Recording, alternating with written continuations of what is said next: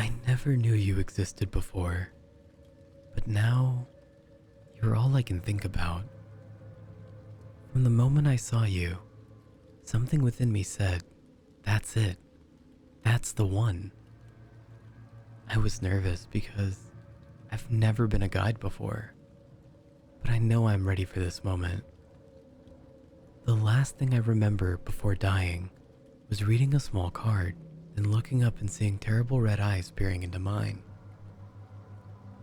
Since this is my first time, I decided to do what my guide did for me.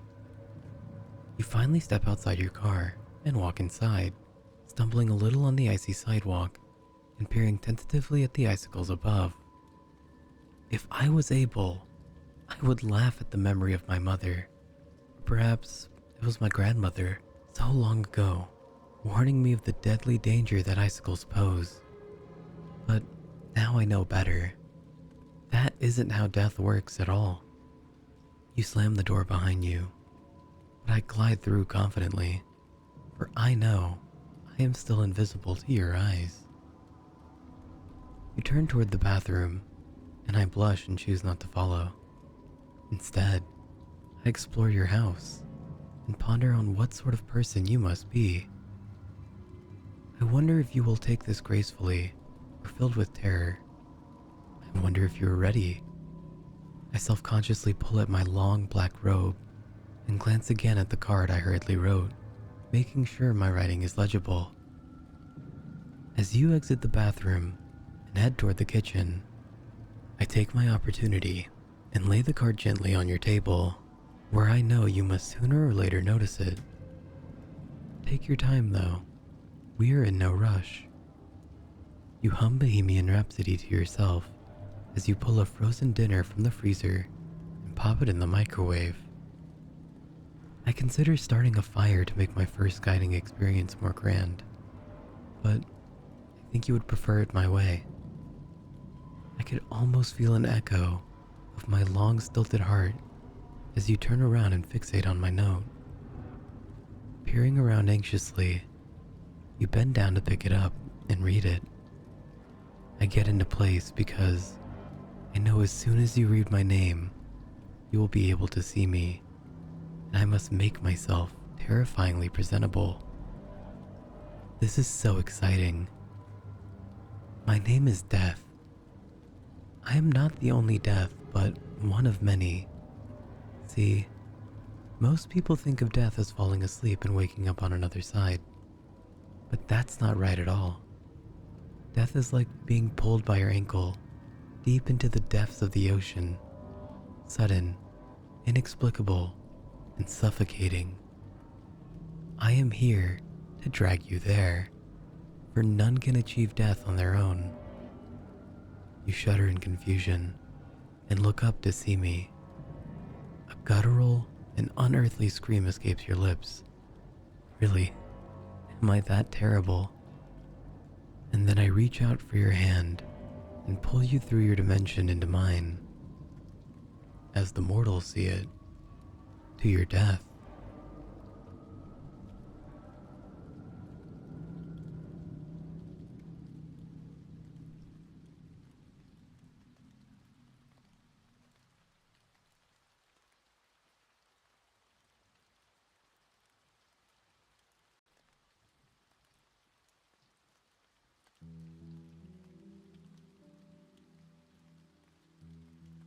I've never wanted to reveal my story, but it has to be done.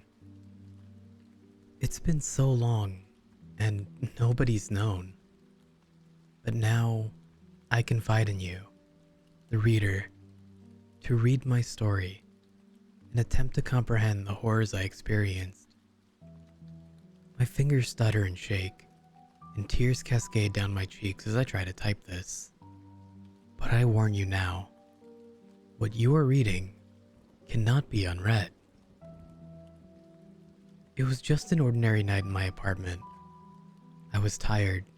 The days at the office had been so stressful lately, and I looked forward to the quiet release of sleep. It always seemed to make everything better, but this night was different. The wind seemed ominous. The sky seemed darker. And as I relaxed in my chair, watching my favorite sitcoms before bed, I saw what appeared as a strange silhouette standing outside my window. I focused my full sight on what I thought was there. Nothing. Just darkness. I figured I was just overtired. Just a little too much work today, that's all. I finished watching my show and retired to my bed. As I tried my best to sleep, I heard the door at the end of the bedroom creak.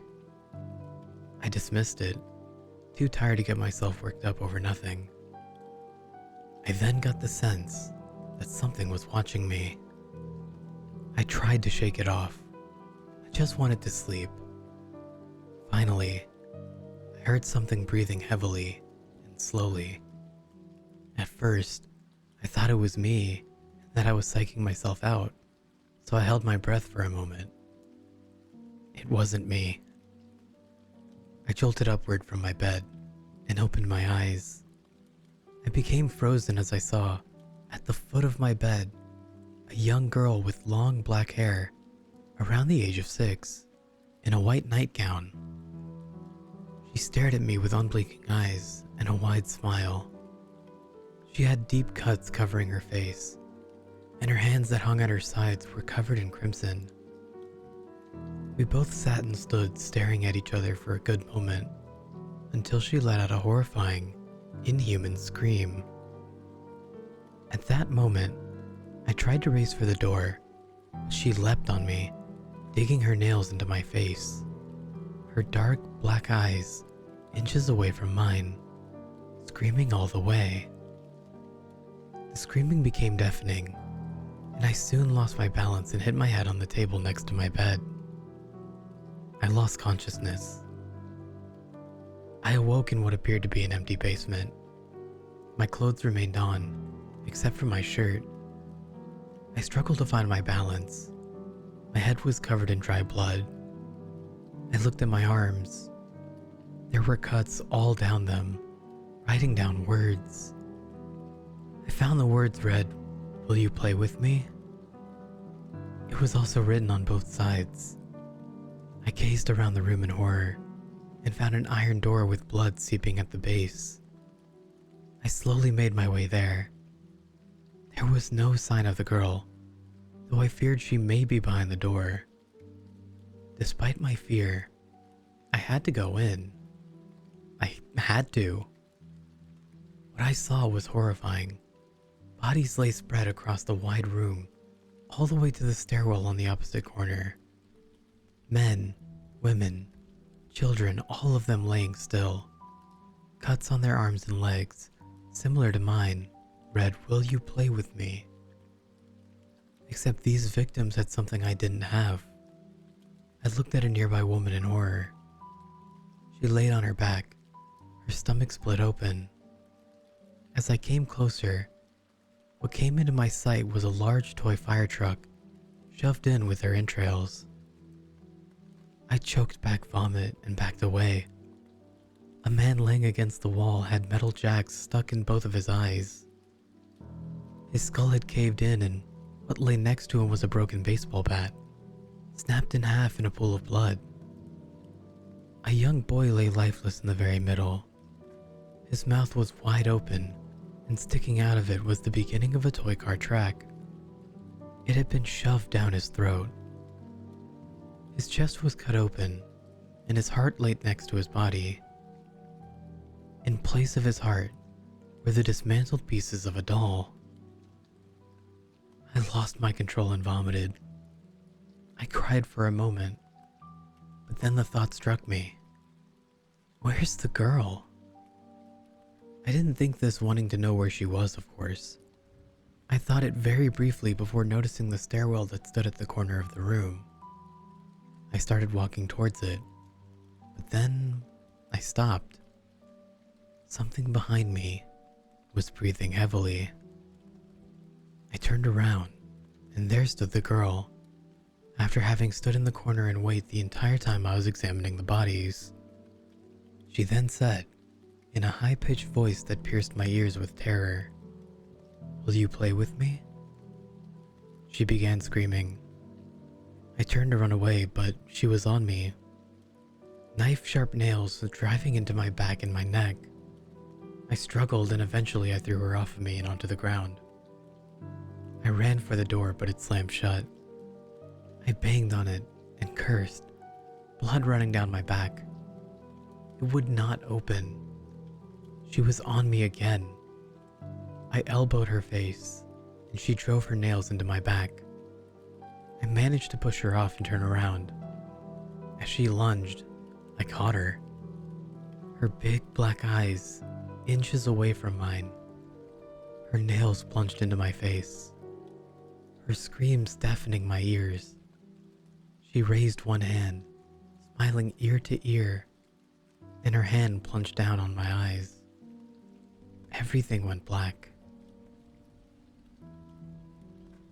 I woke up in the hospital, bandages covering my body, including both of my eyes. A police officer stood in my room, speaking with a doctor. They saw I was awake and smiled. They informed me that I was the only survivor of a mass murder, and that the suspect, a middle-aged man, had been captured. I told them about the girl. They said no girl was found at the scene. They didn't believe me. They told me I should rest. 2 weeks passed, and I was cleared to leave. As I exited the hospital, permanently scarred on my arms, face, back, and sides, I passed the waiting room. It had some toys lying on the ground. The game jacks, a toy fire truck, a doll, and a toy car track. Sitting with these toys was a small girl with long black hair. She wore a white gown.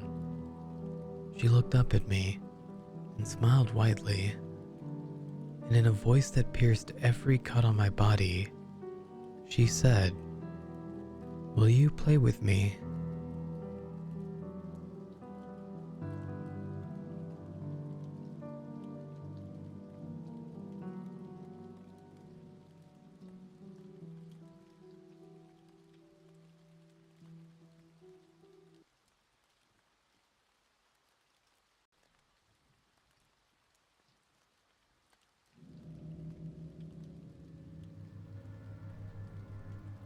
Have you ever been influenced by clothing? I don't mean confidence by looks. Have you ever been given more control than ever by an item, or a truth, or just a favorite shirt? Have you ever been influenced in the worst way, by showing the truth? The following is taken directly from journal entries. The entries were written by a notorious but unknown killer. He is notorious in the means that everybody has seen his work. He is unknown because nobody knows that he has done it. His origin is unusual. No troubles, no evil family, no magic or paranormal forces. His life was chosen by him, and him alone. His identity is also unknown. He will be named from here on as the Hooded Man. April 3rd, 2004. It's been really cold around here. I don't have anything really to cover myself. All I have are my t-shirts and jeans. So today, I decided to get a jacket. I was just in a local store, nothing special. It's a black hoodie with a white lining. I think it looks pretty cool. And when I tried it on, the attendant said it suits me fine. I said thanks to be polite. Common courtesy is so hard to find. So I bought it. I haven't taken it off yet. Not only is it warm, but I can really see myself doing amazing things in it. When I look at the mirror, I smirk. I feel amazing. I can't really explain it, but I like it. I really like it. I feel the need to put my hood up. Something about the hood has a way of masking a person. Even though it shows their face, it hides something. Somewhere. It's really late now. I've been feeling so great all day. Time flew around me. I'll have to explain more tomorrow. April 10th. I've had a hell of a week. I felt so great. I walked the halls like a big shot. I'm sure I look smug. That's why Jack challenged me. He was so angry. He antagonized me. He asked for it. He threw a hard punch and I stood. It stung harder than before when I actually argued with him. I felt so cool all week. My confidence kept me up. I punched him hard in the stomach and I lifted him up with an underhook. It felt so good. It really did. April 14th. Jack still isn't out of the hospital. They said he's in a lot of pain, that he spit up a lot of blood. His parents told me over the phone. I reflected on it, on how great it felt when my fists connected, how his cracked scream sounded. That's good to hear, I said blankly. I don't care about Jack. I smiled at his pain. I keep staring. I keep staring at my mirror. I'm always wearing my favorite hoodie. It feels so empowering. My friends would laugh at what I say. They would compare me to Spider-Man in his black suit. Spider-Man threw his power away. I don't plan on doing anything with my source of confidence. April 22nd. Jack has gone to a better place. The words rang through my ears. He's dead. He lost too much blood. His father told me the day I visited that he was losing blood due to a personal health condition. But the way his mother looked at me told me the real story. I killed him. I still remember the satisfaction of hitting him. I never wanted to kill him. I need to think about what I've done, right? That'll fix my feelings. But what is there to think about? Regret is a foolish emotion. I don't need regret. April 24th. Dad has been avoiding me lately, and Mom just tells me she loves me. They both want me to feel endless guilt, but I won't. Or rather, I can't. I can fake it for the public, but the truth is, I'm not sorry. Spider-Man's story is starting to make me think more. But why would a cursed or possessed hoodie land in my possession? Everybody who knew Jack glares at me. Everyone who I would talk to have transferred themselves out of my class or went to a different school. Teachers don't look at me much or get on to me if I'm breaking any rule. Today, I threw a pencil at my history teacher. It hit his shoulder. He just froze for a second and continued what he was doing. Everyone either hates me and probably wants me dead, or they fear me. My writing is the only comfort I have. I can be at peace and let myself go. April 25th. They provoked me. They threatened me. I had no choice. They would have killed me. My hood protected my face. The knife naturally moved from Rob's hand to mine. I didn't mean to. April 30th. 5 days. 5 days being interrogated and sleeping in a cell. They decided that I was only defending myself. I can hear Mom and Dad talking. They want me gone. They're both scared. I was an idiot to think that that jacket of mine was possessing me or changing my personality. It's just a really cool jacket. I love how it looks. I feel like such a badass. I remember how I put the hood up. I put it up when Jack challenged me. I put it up when those guys tried to kill me. I feel no remorse. I feel indifferent. I am in control. I have finally come to realize insanity. I wanted to kill them. All of them. I needed only a push and the confidence to fight. Got it. Mom and Dad are irritating me. They all irritated me.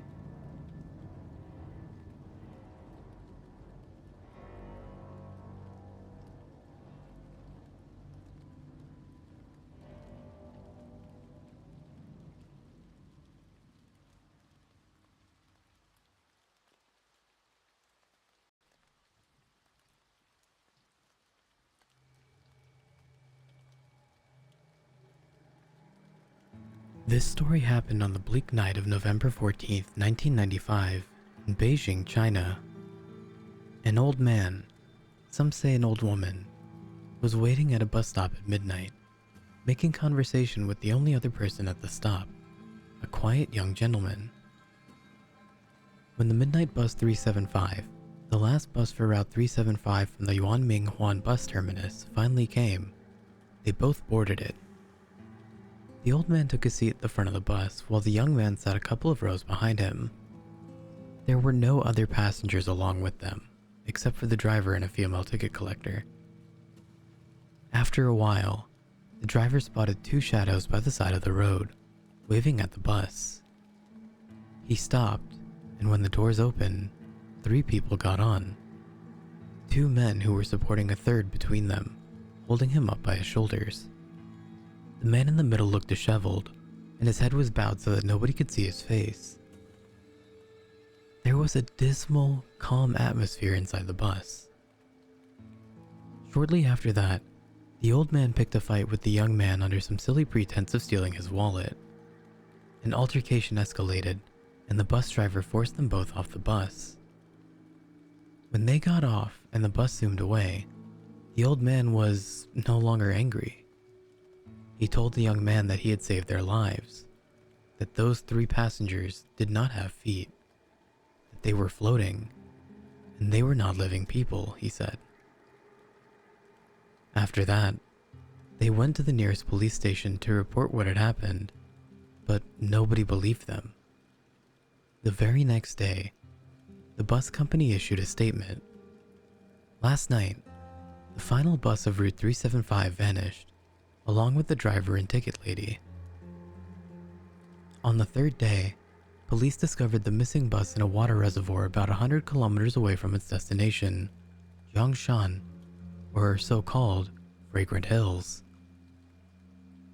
Inside the bus were 3 badly decomposed corpses. The mystery surrounding this finding included the fact that the bus did not have enough petrol to go that far after a whole day's worth of travel, the fact that the petrol tank was filled with fresh blood instead of fuel, the fact that the corpses found were too decomposed for just 48 hours. Even if it was summer, the process of decomposition would not be this quick. An autopsy confirmed that there had been no intentional meddling with the bodies.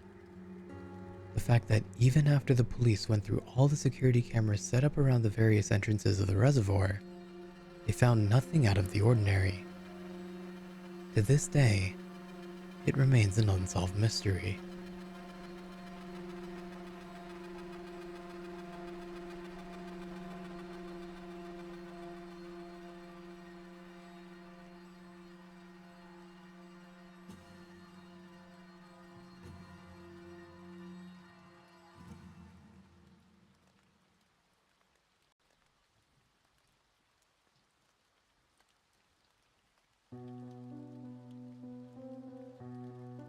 It's a stabbing pain, really. It comes suddenly, without warning. I don't know how many doctors I've seen. Migraine medications didn't help. Tension headaches? Please. I'm fine most of the time. But then it hits. It hits right behind my eye. It attacks me, like some tiny demon with an ice pick stabbing my eye. It comes without warning, without pity, and without remorse. It attacked me in the car once. I crashed into a parked car. I got sued. Really, it's not fair. It wasn't my fault. When it attacks, My eyes water and my nose runs. I can't see. All I feel is the stabbing, angry pain trying to pop out of my eye. It happened once at my job. I screamed. Everyone thought I was crazy. All it takes is one time doing something out of the norm, and then I'm labeled as crazy. No one understands. I can't sleep. I can't work. I can't drive. I just wait for the demon to attack. I tried medication. Really, I did everything they told me. Pain medications, seizure medications, yoga, meditation, everything. I tried drugs, all of them, really. I tried marijuana, Percocet, and even heroin. My demon just laughs at drugs. I got caught. I got caught with Percocet. My parents think I'm a criminal. It's not my fault. It's the demon. It's always the demon. He screeches. He's coming. I don't know when. I don't know where. But he always comes back. The anticipation is almost worse than the stab. All day, I just wait. I just wait for the demon. Sometimes he comes. Sometimes he doesn't. I think he just laughs at me. It's not fair. I didn't ask for this. One doctor said it was an ice pick headache. Well, that's what it feels like. A demon with an ice pick. A demon stabbing me. I hate him. I thought I could stab him back. I didn't want to go without a fight, you know? So I got my own ice pick. I got my own ice pick and sliced out my eye. Can you imagine plucking out your own eye? But it didn't help. It didn't help. I don't know what else to do. Suicide? Maybe. But maybe I can get rid of the demon by finding him a new home. Maybe he'd like someone else. Maybe he'll move on. And I'll be free. I'll get my life back.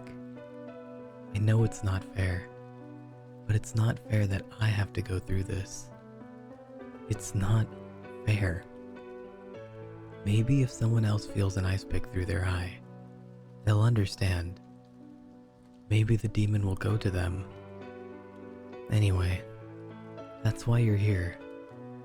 I'm sorry. Really, I am. But I don't know what else to do. Please, stop struggling. It's just going to make things worse.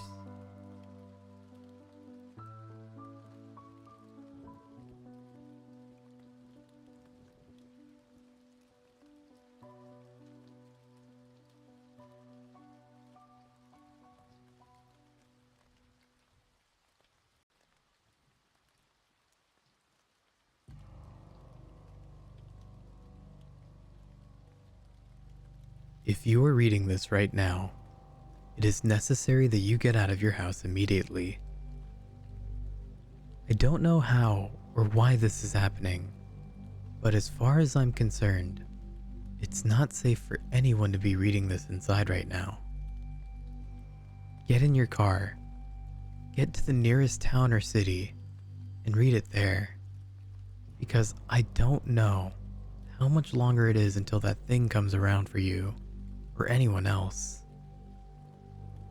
I don't know what this creature is, what it wants, or how many of them exist. All I know is that it's driven to kill, and will stop at nothing to make sure it gets the job done. If you failed to follow these directions, at least lock all your doors and windows, turn off the lights, stay somewhere safe, and make sure your presence is not known. Once you have done that, continue reading this, and I will explain what's happening to the best of my knowledge. One night, I was sitting at home watching TV. It was a rough week, so I was glad that the weekend finally came. I could sit around doing nothing and not really care about anything. Everything seemed normal, or so I thought. But while I was watching TV, I noticed something odd. Coming out of the forest in my backyard was a man. Well, I'm not sure I could exactly call it that. He was about 5 feet tall, pale white, completely naked, and had very long arms, and I mean very long arms. They were dragging behind him like dead weight, and the way he walked almost made it seem like they were a burden to him. His hands were dragging a very large object behind him that I could not see at the time. As he took each step, I noticed that he walked with a very lumbering motion. Each step seemed to drain the very life out of him. I almost wanted to help it. That is, until I saw his face. As it got closer to me, I saw where its eyes were meant to be.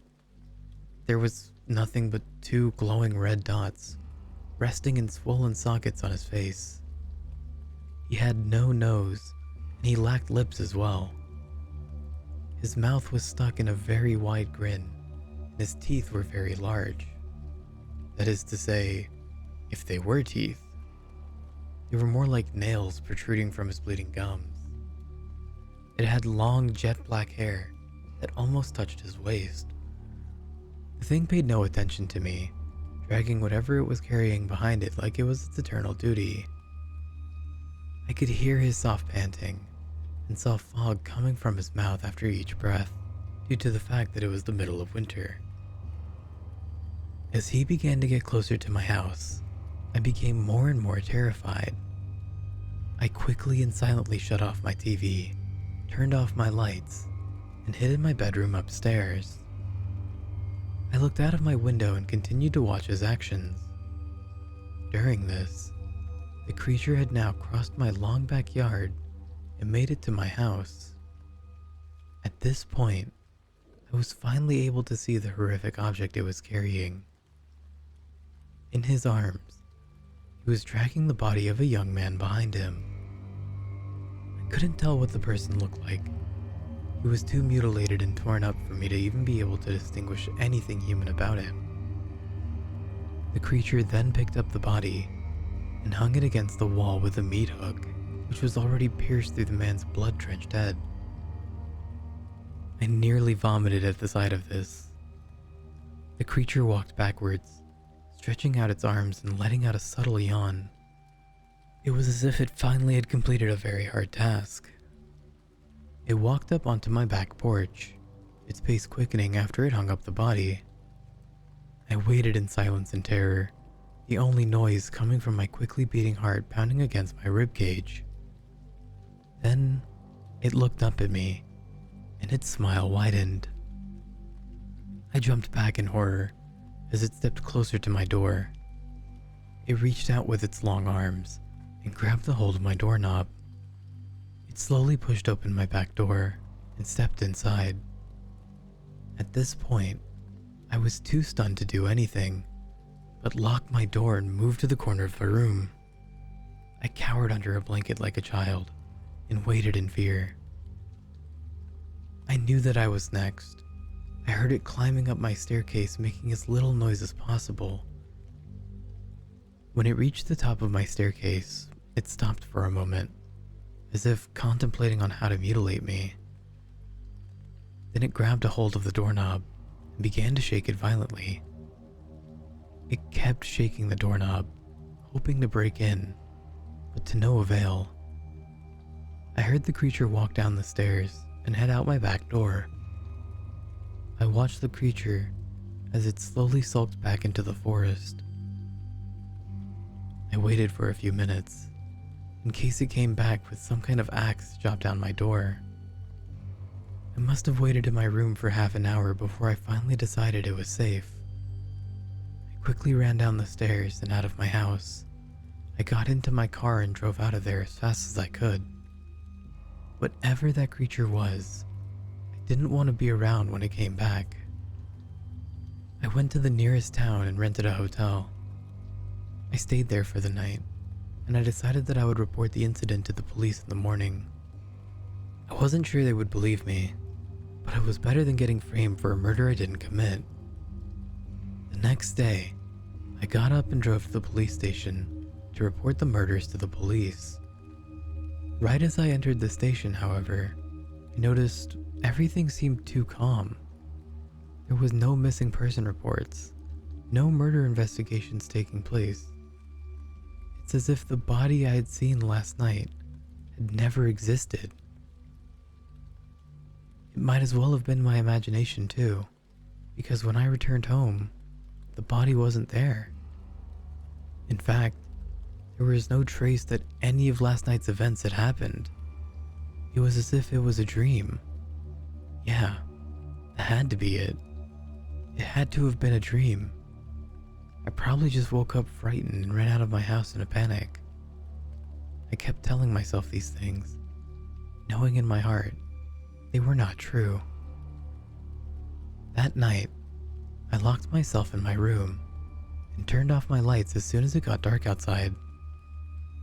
I wanted to make sure that that thing had no idea of my presence. Though it was hard to go to sleep, I finally dozed off. Only for a short time, as I was awoken around 1 a.m. to the sound of scratching. I sat up in my bed and looked up out my window, careful to stay hidden. To my horror, the creature was back, scratching against my wall. It was like it wanted to get my attention.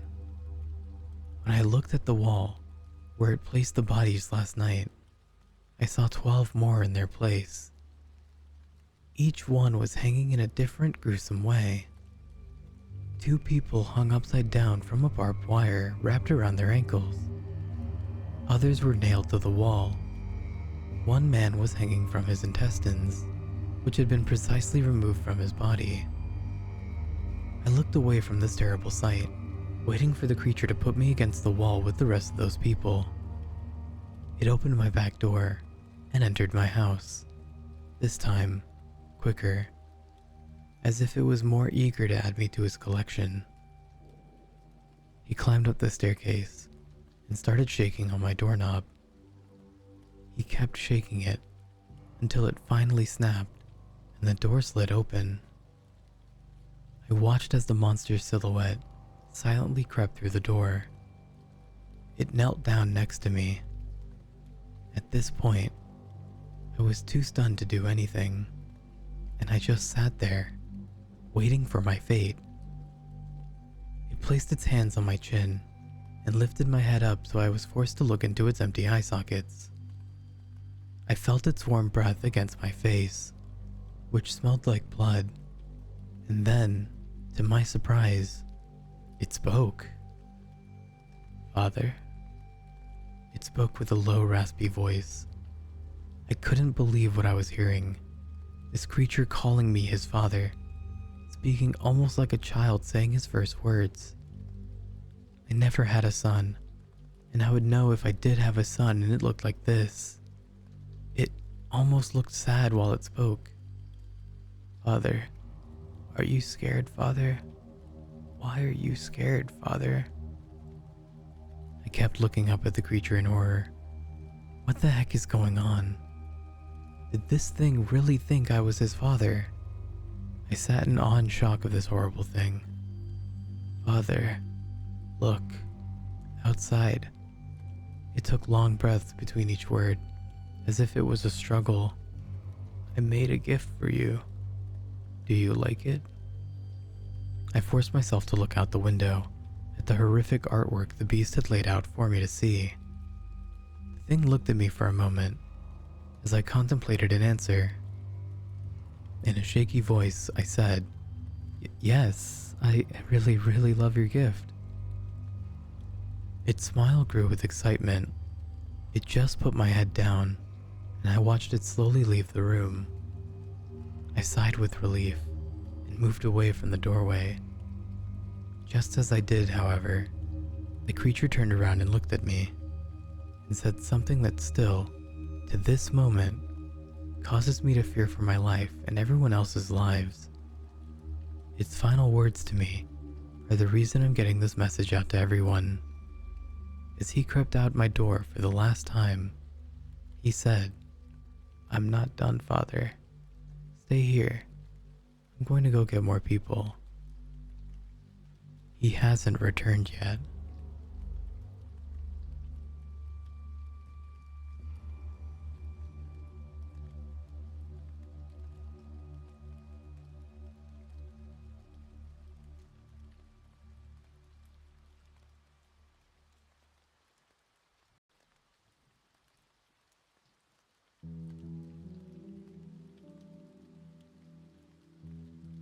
Some of you may have heard that the Disney Corporation is responsible for at least one real live ghost town.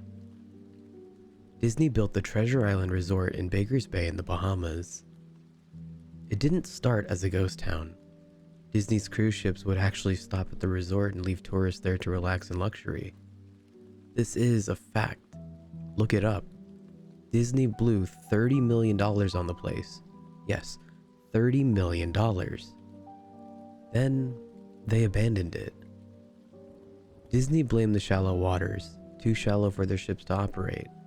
And there was even blame cast on the workers, saying that since they were from the Bahamas, they were too lazy to work a regular schedule. That's where the factual nature of their story ends. It wasn't because of sand, and it obviously wasn't because foreigners are lazy. Both are convenient excuses. No. I sincerely doubt that those reasons were legitimate. Why don't I buy the official story? Because of Mowgli's Palace. Near the beachside city of Emerald Isle in North Carolina, Disney began construction of Mowgli's Palace in the late 1990s. The concept was a jungle-themed resort with a large, you guessed it, palace in the center of the whole thing. If you're unfamiliar with the character Mowgli, then you might better remember the story of the Jungle Book. If you haven't seen it anywhere else, you'd know it as a Disney cartoon from decades past. Mowgli is an abandoned child in the jungle, essentially raised by animals and simultaneously threatened and pursued by other animals. Mowgli's Palace was a controversial undertaking from the start. Disney bought up tons of high-priced land for the project, and there was actually a scandal surrounding some of the purchase. The local government claimed eminent domain on people's homes, then turned around and sold the properties to Disney. At one point, a home that had just been constructed was immediately condemned with little to no explanation. The land grabbed by the government was supposedly for some fictional highway project. Knowing full well what was going on, people started calling it Mickey Mouse Highway. Then, there was the concept art. A group of stuffed shirts from Disney Co. actually held a city meeting. They intended to sell everyone on how lucrative this project was going to be for everyone. When they showed the concept art, this gigantic Indian palace, surrounded by jungle, staffed with men and women in lion claws and tribal gear, well, suffice to say, everyone flipped their shit. We're talking about a large Indian palace, jungle, and lion claws, not only in the center of a relatively wealthy area, but also a somewhat xenophobic area of the southern US. It was a questionable mix at that point in history. One member of the crowd tried to storm the stage, but he was quickly subdued by security after he managed to break one of the presentation boards over his knee. Disney took that community and essentially broke it over its knee as well. The houses were razed, the land was cleared, and there wasn't a damn thing anyone could do or say about it. Local TV and newspapers were against the resort at the beginning, but some insane connection between Disney's media holdings and the local venues came into play, and their opinions turned on a dime. So anyway, Treasure Island, the Bahamas. Disney sunk those millions in and then split. The same thing happened with Mowgli's Palace. Construction was complete. Visitors actually stayed at the resort. The surrounding communities were flooded with traffic and the usual annoyances associated with an influx of lost and irate tourists. Then, it all just stopped. Disney shut it down, and nobody knew what the hell to think. But they were pretty happy about it. Disney's loss was pretty hilarious and wonderful to a large group of folks who didn't want this in the first place. I honestly didn't give the place another thought since hearing it closed over a decade ago. I live maybe 4 hours away from Emerald Isle, so really, I only heard the rumblings and didn't experience any of it firsthand. Then, I read this article from someone who had explored the Treasure Island Resort and posted a whole blog about all the crazy shit he found there. Stuff just left behind. Things smashed, defaced, probably ruined by the disgruntled former employees who just lost their jobs. Hell, the locals from all around probably had a hand in wrecking that place too. People there felt just as angry about Treasure Island as folks here did about Mowgli's Palace. Plus there were rumors that Disney had released their aquarium stock into the local waters when they closed, including sharks. Who wouldn't want to take a few swings at some merchandise after that? Well, what I'm getting at is that this blog about Treasure Island got me thinking. Even though many years had passed since its closing, I figured it might be cool to do some urban exploration at Mowgli's Palace, take some pictures, write about my experience, and probably see if there was anything I could take home as a memento. I'm not going to say I wasted no time in getting there, because honestly, it took me another year after I found that Treasure Island article to get around to even going up to Emerald Isle. Over the course of that year, I did a lot of research on the Palace Resort, or rather, I tried to. Naturally, no official Disney site or resource made any mention of that place. That had been scrubbed clean. Even odder, however, was that nobody before myself had apparently thought to blog about the place or even post a photo. None of the local TV or newspaper sites had one word about that place. Though, that was to be expected since they all swung Disney's way. They wouldn't be out there lauding their embarrassment, you know? Recently, I learned that corporations can actually ask Google, for example, to remove links from search results, basically for no good reason. Looking back, it's probably not because nobody spoke of the resort, but rather that their words were made inaccessible. So in the end, I could barely find the place. All I had to go on was an old as hell map I'd received in the mail back in the 90s.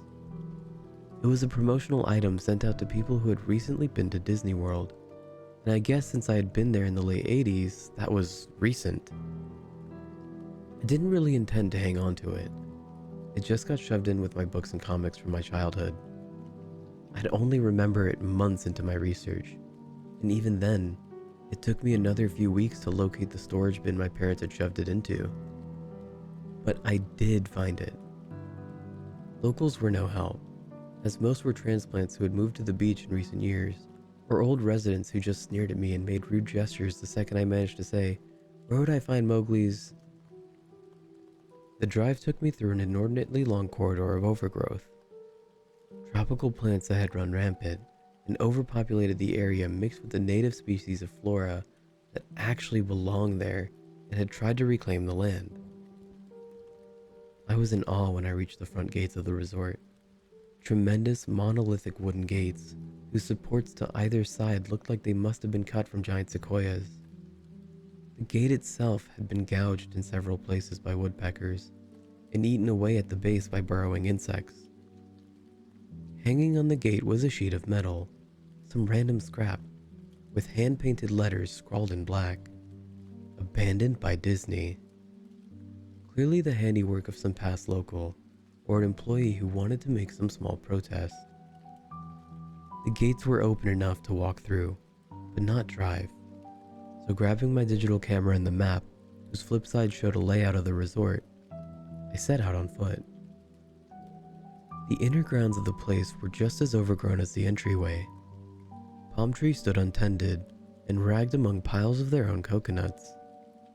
Banana plants similarly stood in their own stinking bug-riddled refuse. There was a sort of clash between order and chaos, as carefully planted rows of perennial flowers mixed with the obnoxious tall weeds and stinking blackened mushrooms. All that remained to any outside structures were broken, rotting wood, and various charred bits of unidentifiable material. What was most likely an information booth or an outdoor bar was now simply a pile of assorted debris chopped up by past vandalism and ravaged by weather. The most interesting thing on the grounds were the statues of Baloo, the friendly bear from the Jungle Book, which stood in a sort of courtyard in front of the main building. He was frozen in a jovial wave toward no one, staring into empty space with a silly toothy grin as bird shit covered whole swaths of his fur and vines ensnared this platform. I approached the main building, the palace, only to find the outside of the building was covered in graffiti, where the original paint hadn't peeled and chipped away. The front doors weren't just open, they had been taken off their hinges and were stolen. Above the front doors, where the gaping maw where they had been, someone once again painted, "Abandoned by Disney." I wish I could tell you about the awesome stuff that I saw inside the palace. Forgotten statues, abandoned cash registers, a full-fledged secret society of homeless bums. But no. The inside of the building was so stark, so bare, that I actually think people had stolen the molding off the walls. Anything that was too big to steal, counters, desks, giant fake trees, they were all resting amid an empty echo chamber that amplified my every step like a slow rat-a-tat of a machine gun.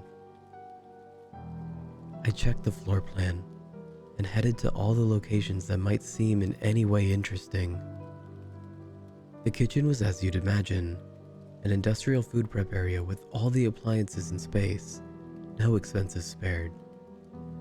Every glass surface was broken, every door knocked off its hinges, every metal surface kicked and dented. The entire place smelled like very old piss. The huge freezer, not even remotely cool now, had row upon row of empty shelf space. Hooks hung from the ceiling, probably for hanging cuts of meat, and as I stood inside for a moment, I noticed they were swinging. Each hook swung in a random direction, but their movements were so slow and small that it was almost impossible to see. I figured it had been caused by my footsteps, so I stopped one from swinging by clutching it in my fist and carefully letting go. But within seconds, it started to swing once more. The bathrooms were in much of the same state as the rest of the place. Just like the Treasure Island Resort, someone had methodically smashed each porcelain commode with coconuts and other implements. There was about a half-inch of rancid, stinking stagnant water on the floor, so I didn't stay there very long.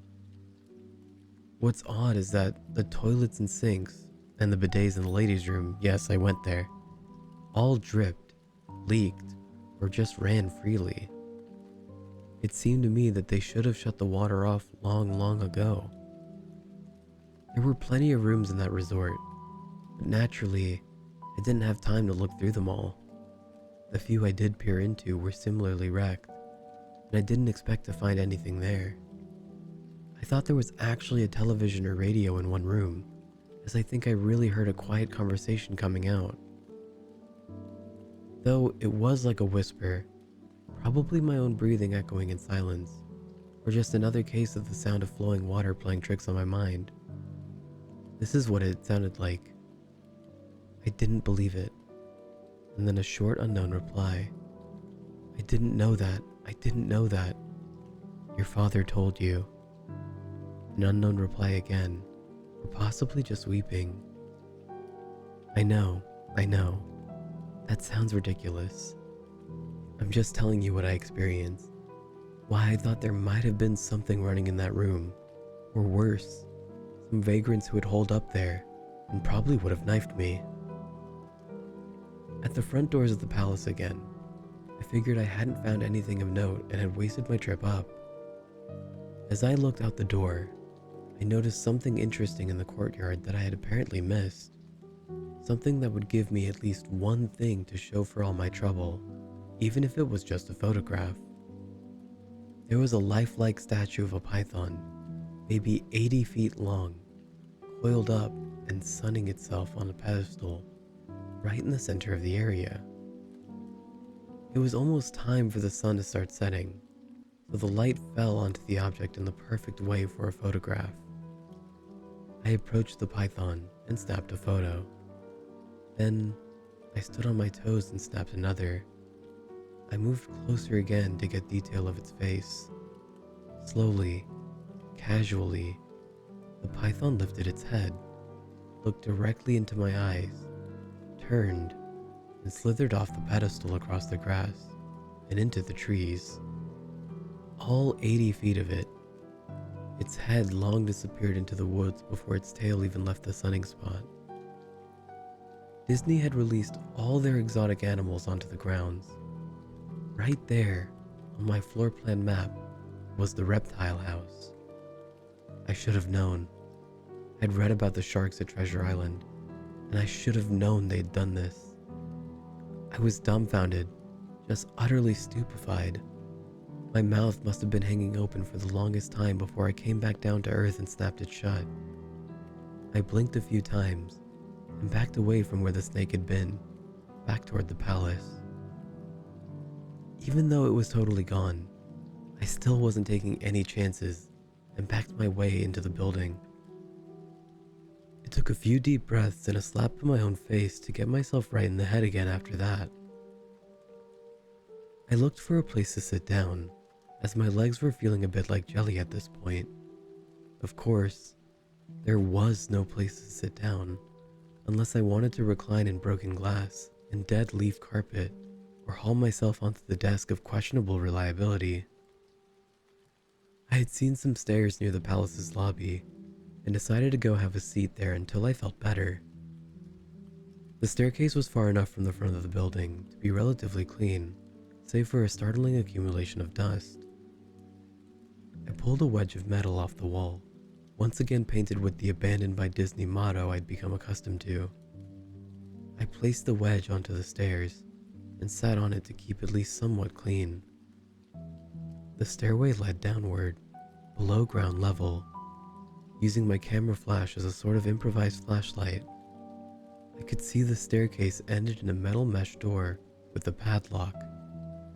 A sign on the door, a real sign, read, "Mascots only, thank you." This perked up my spirits a little bit, for two reasons. One, a mascots only area would have definitely had some interesting stuff back in the day. And two, the padlock was still in place. Nobody had gone down there. Not the vandals, not the looters. Nobody. This was the only place I could actually explore, and perhaps find something interesting to photograph or wantonly steal. I had come to the palace essentially agreeing with myself that it was okay to take anything I wanted because, hey, abandoned. It didn't take much to bust the lock. Well, actually, that was wrong. It didn't take much to bust the metal plate on the wall the padlock was hooked to. Time and decay had done most of the work for me, and I was able to bend the metal plate enough to pull the screws out of the wall. Something nobody else had apparently thought of, or hadn't been able to do at the time. The mascots only area was a startling and very welcome change from the rest of the building. For one, every second or third fluorescent light overhead was illuminated, even though they flickered and faded randomly. Also, nothing had been stolen or broken, even if age and exposure were definitely taking their toll. Tables had notepads and pens. There were clocks, even a punch-in clock on the wall complete with filled-out time cards. Chairs were scattered around, There was even a small break room with an old static-filled television and long rotted-out food and drink on the counters. It was like one of those post-apocalypse movies where everything is left in a state of evacuation. As I walked the maze-like sub-basement hallways of the mascots-only area, the sights just became more and more interesting. As I went further, desks and tables were knocked over, papers scattered and almost melding onto the damp floor, and a large carpet of mold was slowly overtaking the real rotting crimson floor covering. Everything was just as sort of squishy. Anything wood disintegrated into mush when I applied even the least amount of force, and clothing items hanging on hooks in one of the rooms simply fell to moist threads if I tried to unhook them. One thing that annoyed me was that the lights had become more sparse and unreliable as I went further into the dank, suffocating depths of the place. Eventually, I reached a black and yellow striped door with the words, "Character Prep 1" stenciled onto it. The door wouldn't open at first.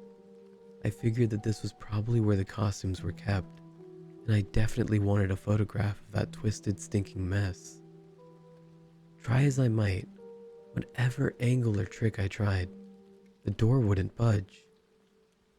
That is, until I gave up and started to walk away. That was when there was a slight popping sound, and the door creaked open slowly.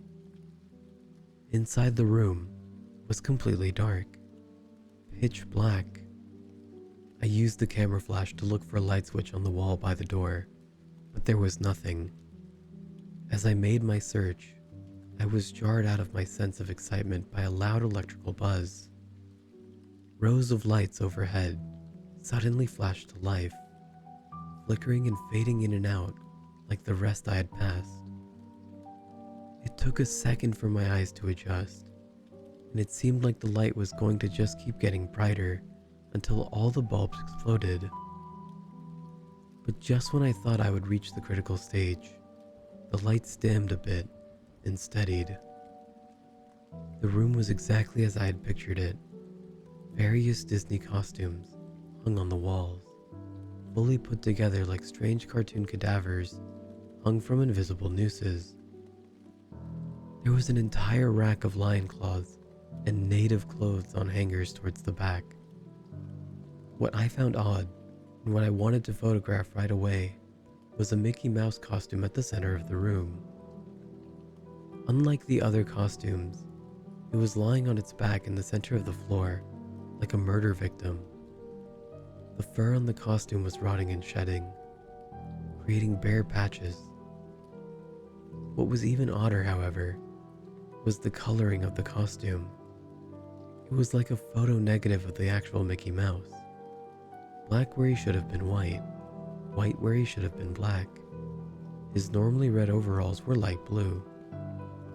The sight was off-putting enough that I actually put off photographing the thing until last. I took a picture of the costumes hanging on the walls. Upward angles, downward angles, side shots to show an entire row of frozen, putrid cartoon faces, some with plastic eyes missing. Then I decided to stage a shot.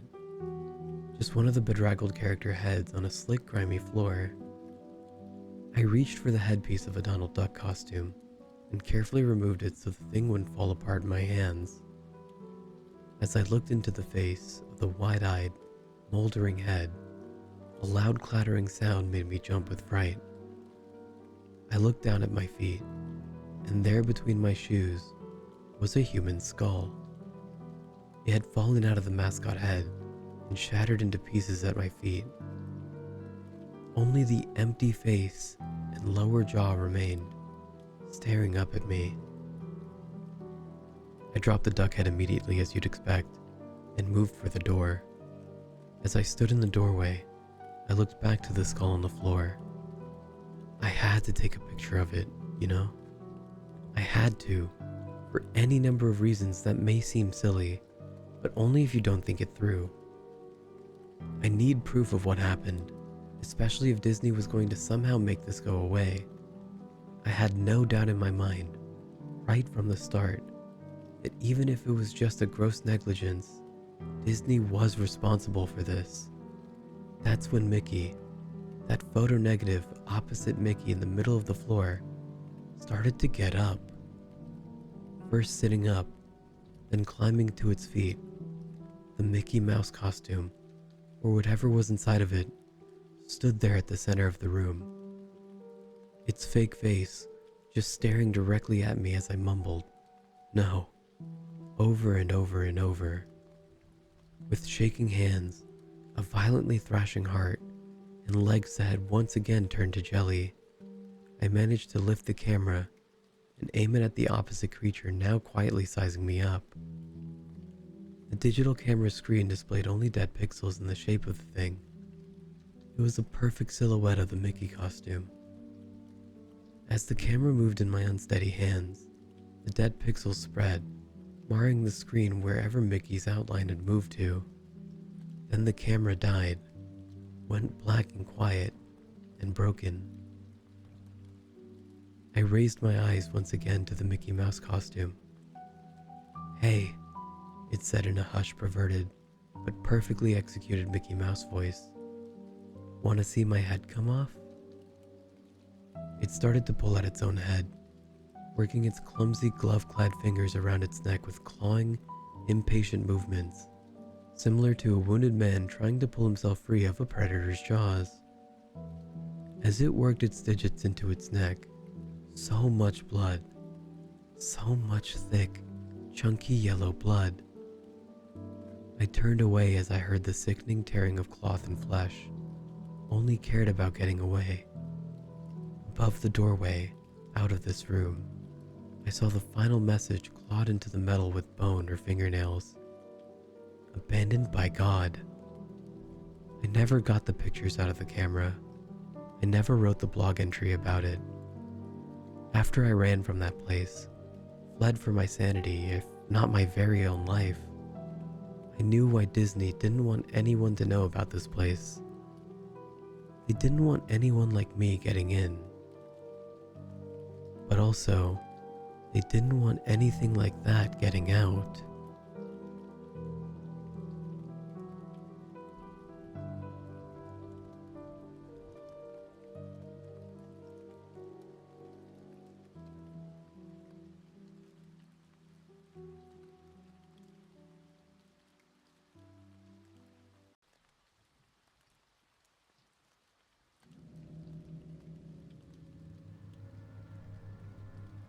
It's been a while since I've written anything related to the Disney Corporation, and I'm sure you can understand why.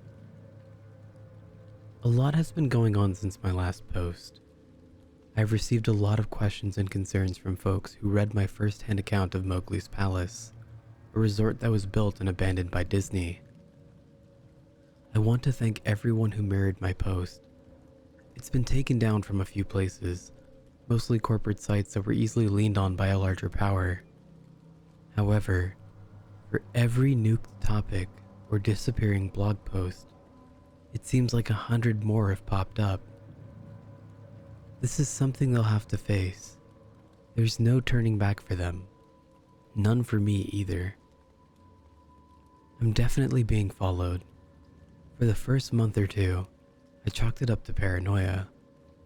Any casual glance or half smile in my direction set me off.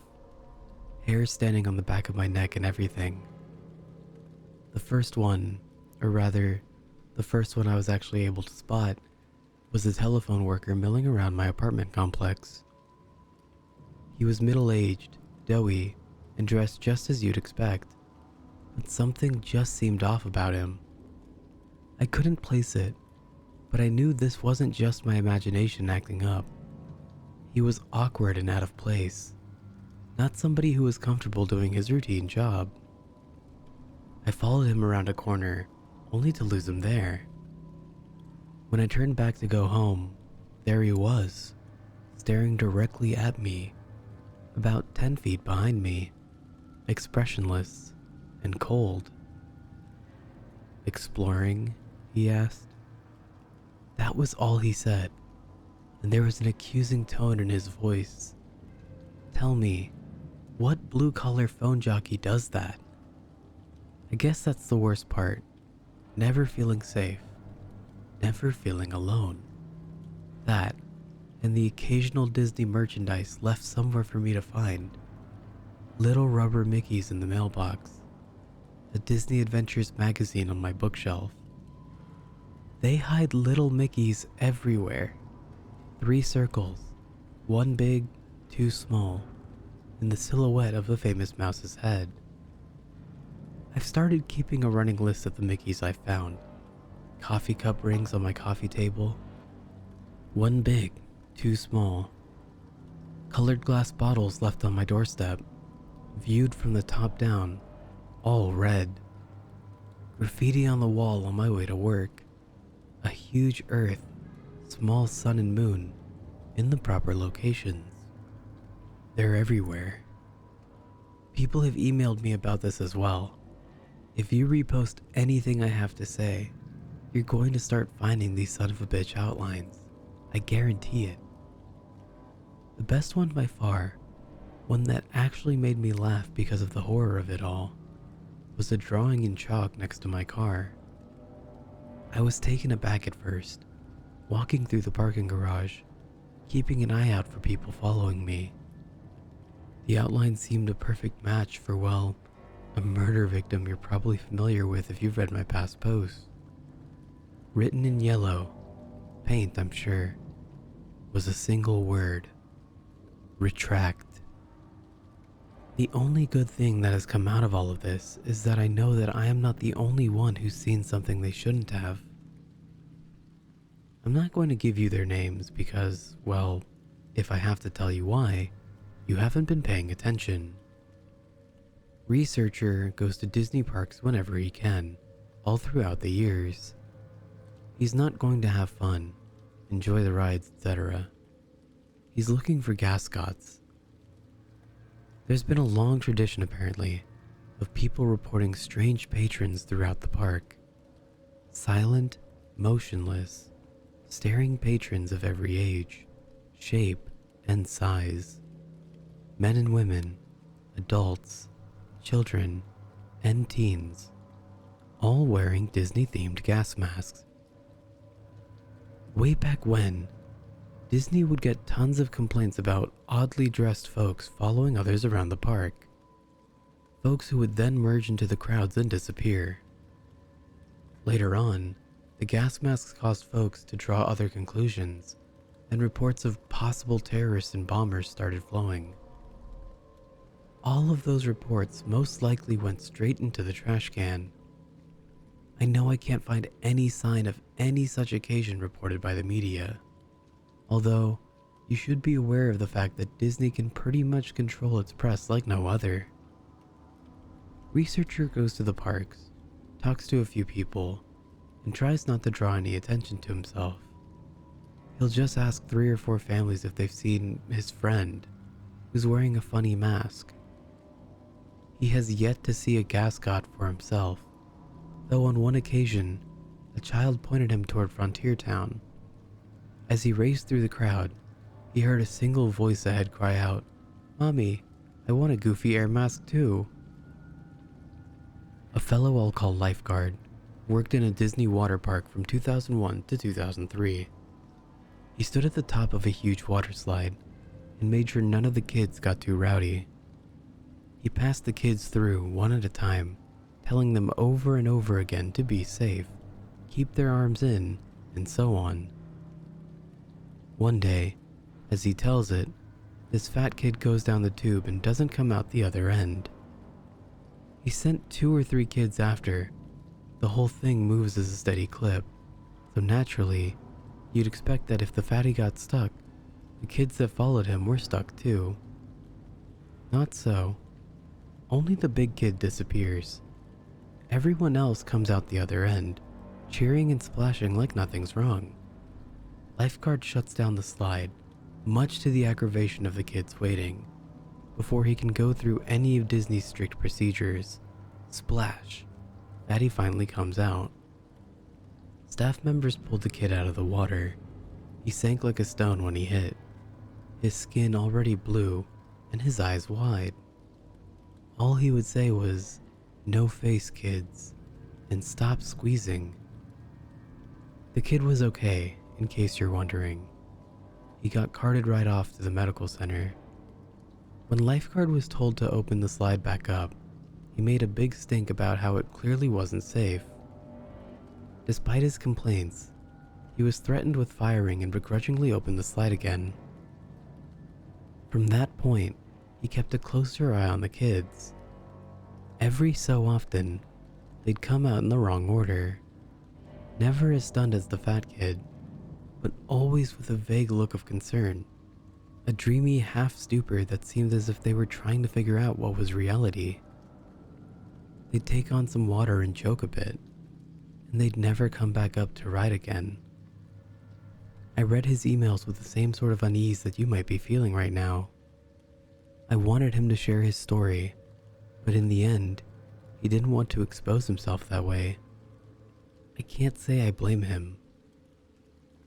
Snow White, which wasn't the actual role she played, was a character in the park. She had a nice little tidbit for me. You know what happens when a costume employee drops dead in his suit? Like 1 second he's taking a picture with little Jimmy, and the next he's had a fatal stroke. A second costume mascot in the area has to sit with the corpse on the curb or bench and wait for a designated dry cleaner to arrive and cart the body away in a discreet manner. All the while, patrons have no idea that they're sitting with a dead body for photo ops. Feel free to check your photo albums at this point. That was bad, but another fellow, Janitor, went completely off the creepy charts. Disney World, and probably others, is built with a series of underground tunnels just below your feet, 3 stories worth. Anything and everything you can imagine is down there for use of the employees. They're called utilidors, utility corridors. Basically, that's the reason you don't see characters out of place or janitors wandering through the park. They pop in and out of hidden doors and travel a concealed town you're walking on. Janitor told me something that might be common knowledge, but was nonetheless news to me. Walt Disney had several apartments built into his parks. There's one above Cinderella's castle. There's one in the Pirates of the Caribbean ride. They're all over the place. More than that, there are nightclubs, a movie theater, a bowling alley, and much more. All behind doors built right into the whimsical facades you pass by without a second look.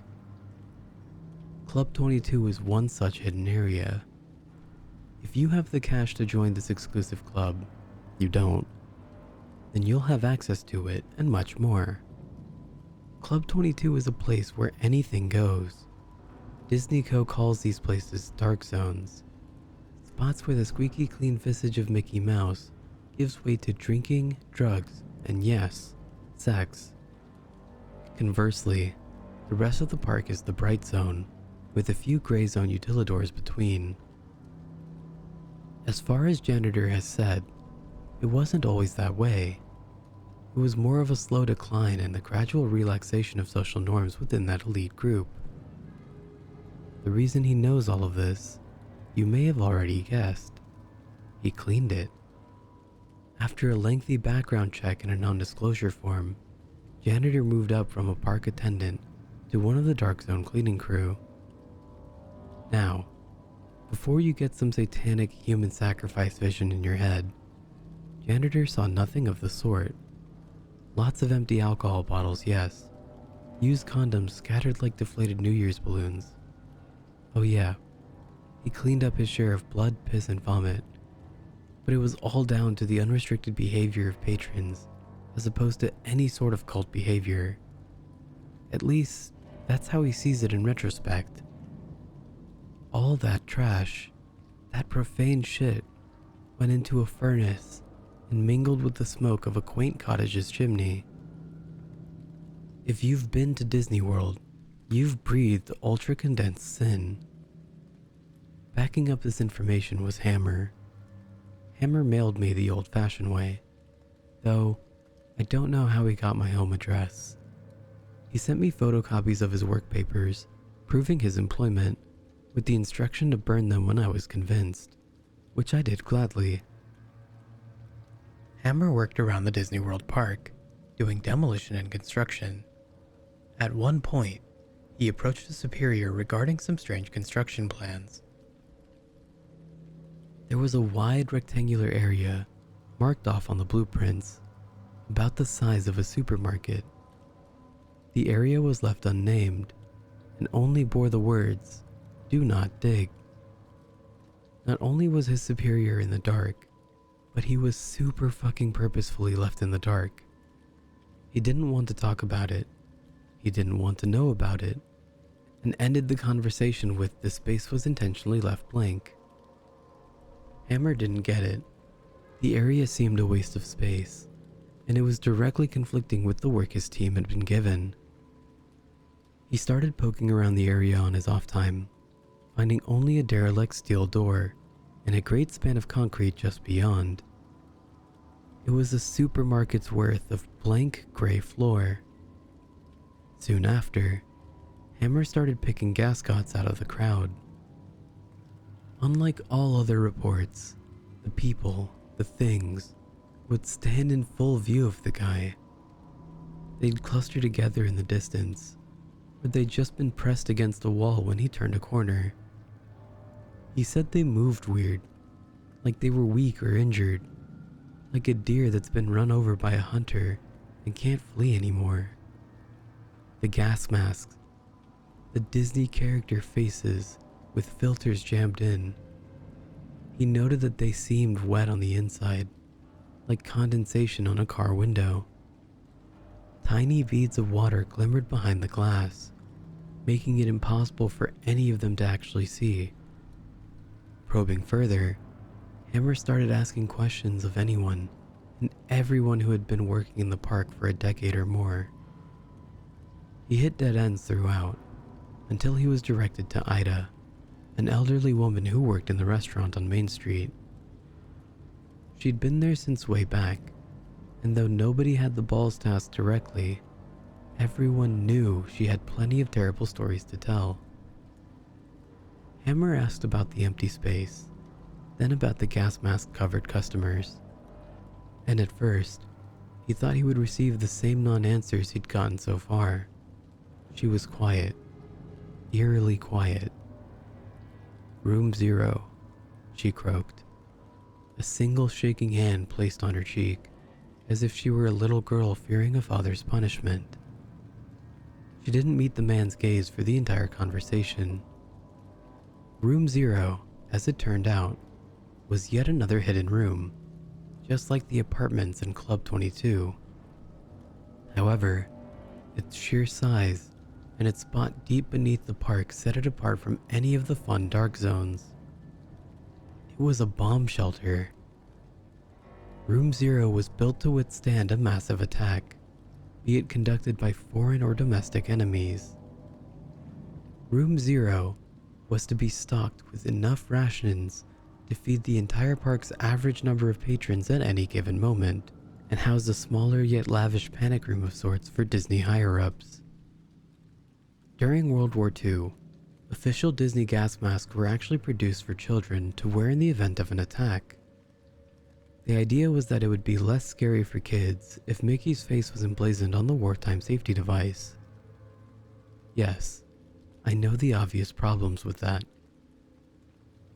During the Cold War scare of the 60s, when Disney World was constructed, Room 0 was stocked with similar masks as well. Whether they cared about the fears of children or just callous branding, the things found their way down there. What's more, some genius decided that kids would then be frightened by the gas masks their parents wore, and so all masks, adult and child, were made to comply to this insane standard. Ida described it as treating a wound with lemon juice. None of this explained what Hammer had been seeing, though. Not only the seemingly supernatural appearances, but the emptied out room as well. "I've been in there," he explained. "There's nothing but a cement floor, and 4 walls. No. Ida shook her head and covered her mouth, stifling a sob. You've been on top of it. Someone or something sounded the alarm one day when the park was at full capacity. The warning was clear. It was supposedly an air attack. Security ushered everyone down into the tremendous shelter. There, they were ordered to put on their masks and hunker down for the duration of the assault. Everything was quiet for about 30 minutes, save for the crying children and the frightened whispers. No one wanted to die, and so they were thankful in a way for this strange measure of safety. Then, the first scream rang out. "Hey," a man shouted. "Quit pinching." Waves of shrieks and yelps rippled through the crowd, from one wall to the other, back and forth. "Who's running around? Settle down," someone hollered. "Who's laughing? This isn't funny." "Ow! Who stepped on my foot?" Despite the security guards urging to calm down and keep their cool, the crowd became more and more agitated until, finally, after nearly an hour of madness, the lights flickered, then died.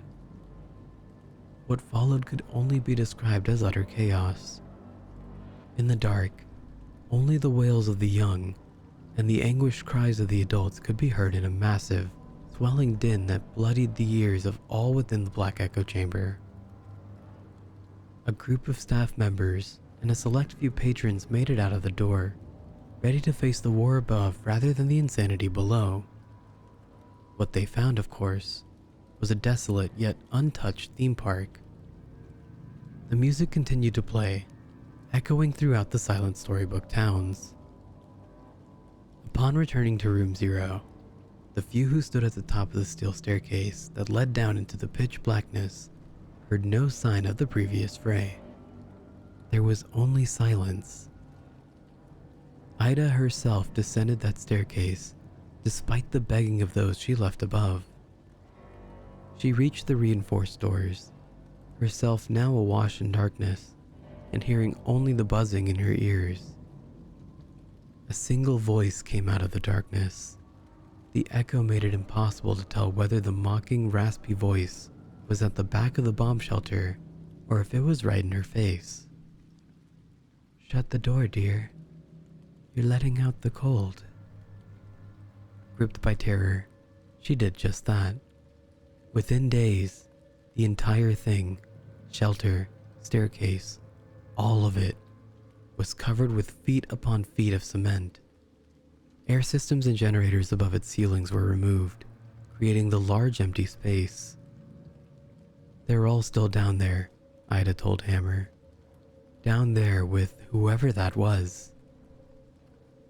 You might notice, I've used Ida's name. Unfortunately, she passed away soon after telling her story. Accidental fall, supposedly after getting out of bed to turn on a light. Such a company devotee, the paper reported, that her entire bedroom was covered with Mickey silhouettes.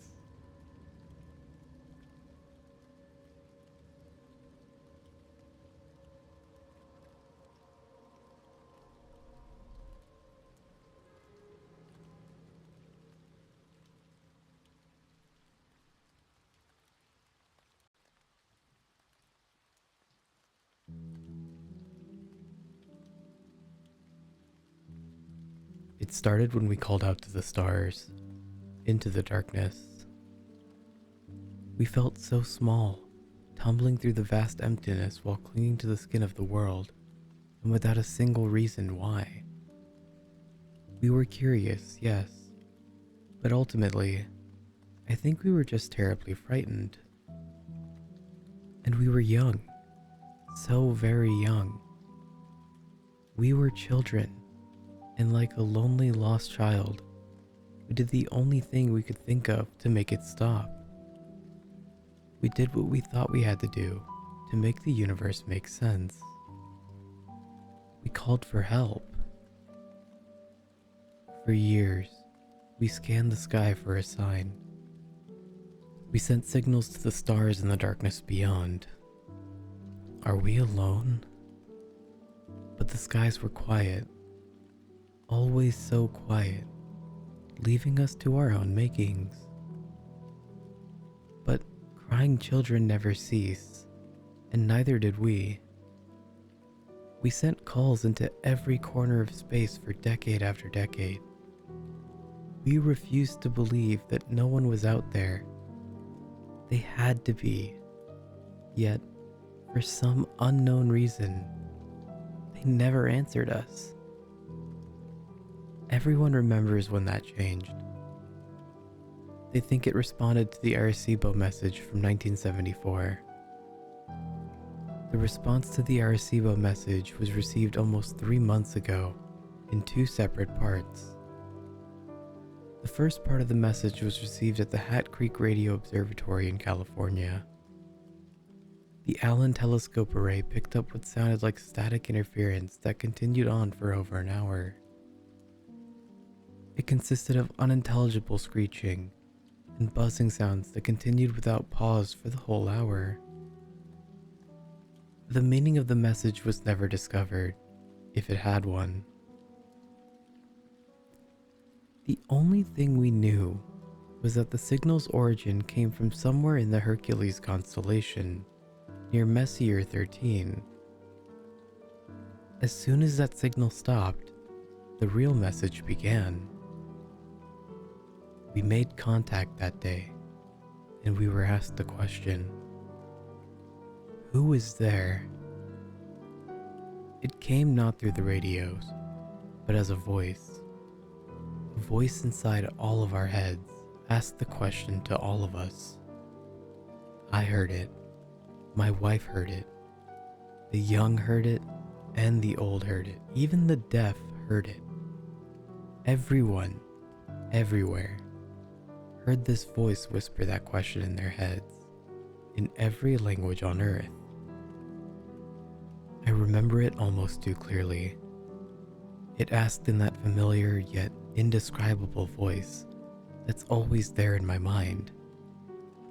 It was like one of my thoughts had gone rogue and had decided to speak directly to me. The world seemed to stop as everyone listened for what came next. Where are you? The heavy question seemed to linger in our minds for hours afterwards, and then for days, and then for weeks. That day changed everything. There were the doubters from the very beginning, and the holy ones who claimed that God had spoken to all of us and that the time to repent was now. There were those who claimed they heard nothing, and those who'd claimed that the aliens had given them their own secret messages.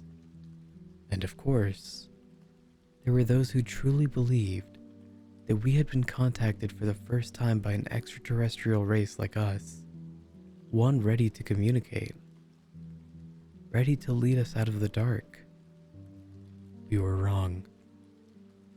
We never made contact with alien life, at least. Nothing comprehensible or discernible to human understanding. The stars are vast, and in their vastness, our voices had touched the ears of something truly incomprehensible, something hungry and malevolent. The voice. We realized our mistake when the ground started to groan. Beneath our feet, everywhere, the ground seemed to moan. The muffled sounds shook through the dust and dirt below us. No one knew what was causing it, at least not until the calls started coming in. The graveyards were screaming. All at once, the dead had started screaming. Every deceased man, woman, and child was turning in their graves. All the animals did so too. Every dog, every cat, everything that had ever walked this earth. The cries of ancient whales shook the seas, and the shrill screeching of birds echoed in the forest. The caskets shook, and the morgues howled. The voices stopped together in an instant, leaving the world in an amplified silence. In their absence, a new sound filled the air. The voice returned. "I hear you." It came as a whisper from behind, an ominous yet oddly playful presence that felt so close but was truly still so far away.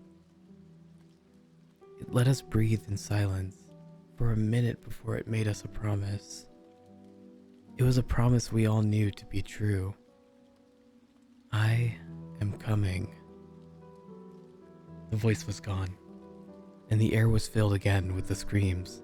This time, they were from the living. After the voice had gone, we were left to our own devices. Millions panicked, and rightfully so, as chaos took hold of the streets. Many would die in the violence and the gunfire of that night. They would be known as the raptured before long, and the rest of us were the condemned. We could only wait. The screaming dead was only the first of the side effects that we felt as the voice approached. The closer it got, the more we felt it. The first night after the screaming, we noticed the stars bleed for the first time. A section of the western sky had turned black, blacker than the night. It was only truly visible because of the ring of stars around it. The light from those stars had turned red, and they seemed to bleed across the sky, like food coloring dropped into water.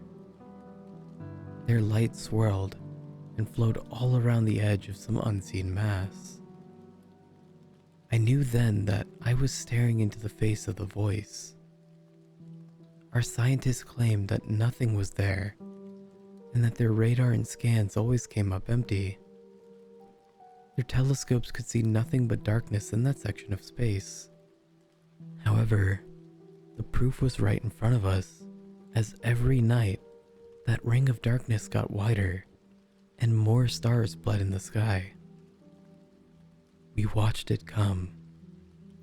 As each night passed, the black spot would widen and more stars would distort and bleed around it.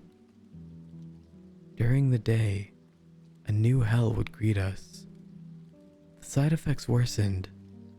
The day always brought something new. I'm sure most of what happened will go untold and unknown. The animals started disappearing. All of them. No tracks, traces, or bodies were left behind. Pets would run away, some violently so. They all retreated, never to be seen again. The forests were left abandoned, the oceans empty. The air was left silent. The world left seemed empty and lonely. They left like water receding from a shore just before the tsunami breaks. One day, about 2 weeks ago, scientists tried to talk to the voice again. They hoped perhaps to reason with it. They told it about what was happening on our world and asked it questions. The scientist begged. It didn't speak. When asked what, the voice sent a response. The next night, the skies lit up with streaks of fire. It was alight for hours, blazoned with orange and red. We didn't realize the effects until the next day when the televisions turned to static and the telephones refused to work. We had sat watching as all the satellites were knocked out of the heavens. After that, reports became rumors and rumblings, sanity a thing of the past. The air chilled and weighed us down. The voice was nearly here, and everyone felt it. It rained for a week after the satellites fell. The rain was salty and mired with an unknown filth that turned the grass black. Maybe the satellites tracked something back in with them when they hit the sky. No one knew for sure. All we know is that it fell from the clouds, black as charcoal, that blotted out the sun, like liquid ash. Darkness fell upon us for days. When the clouds went away, the skies were empty. There were no clouds, yet the sky hung low and gray.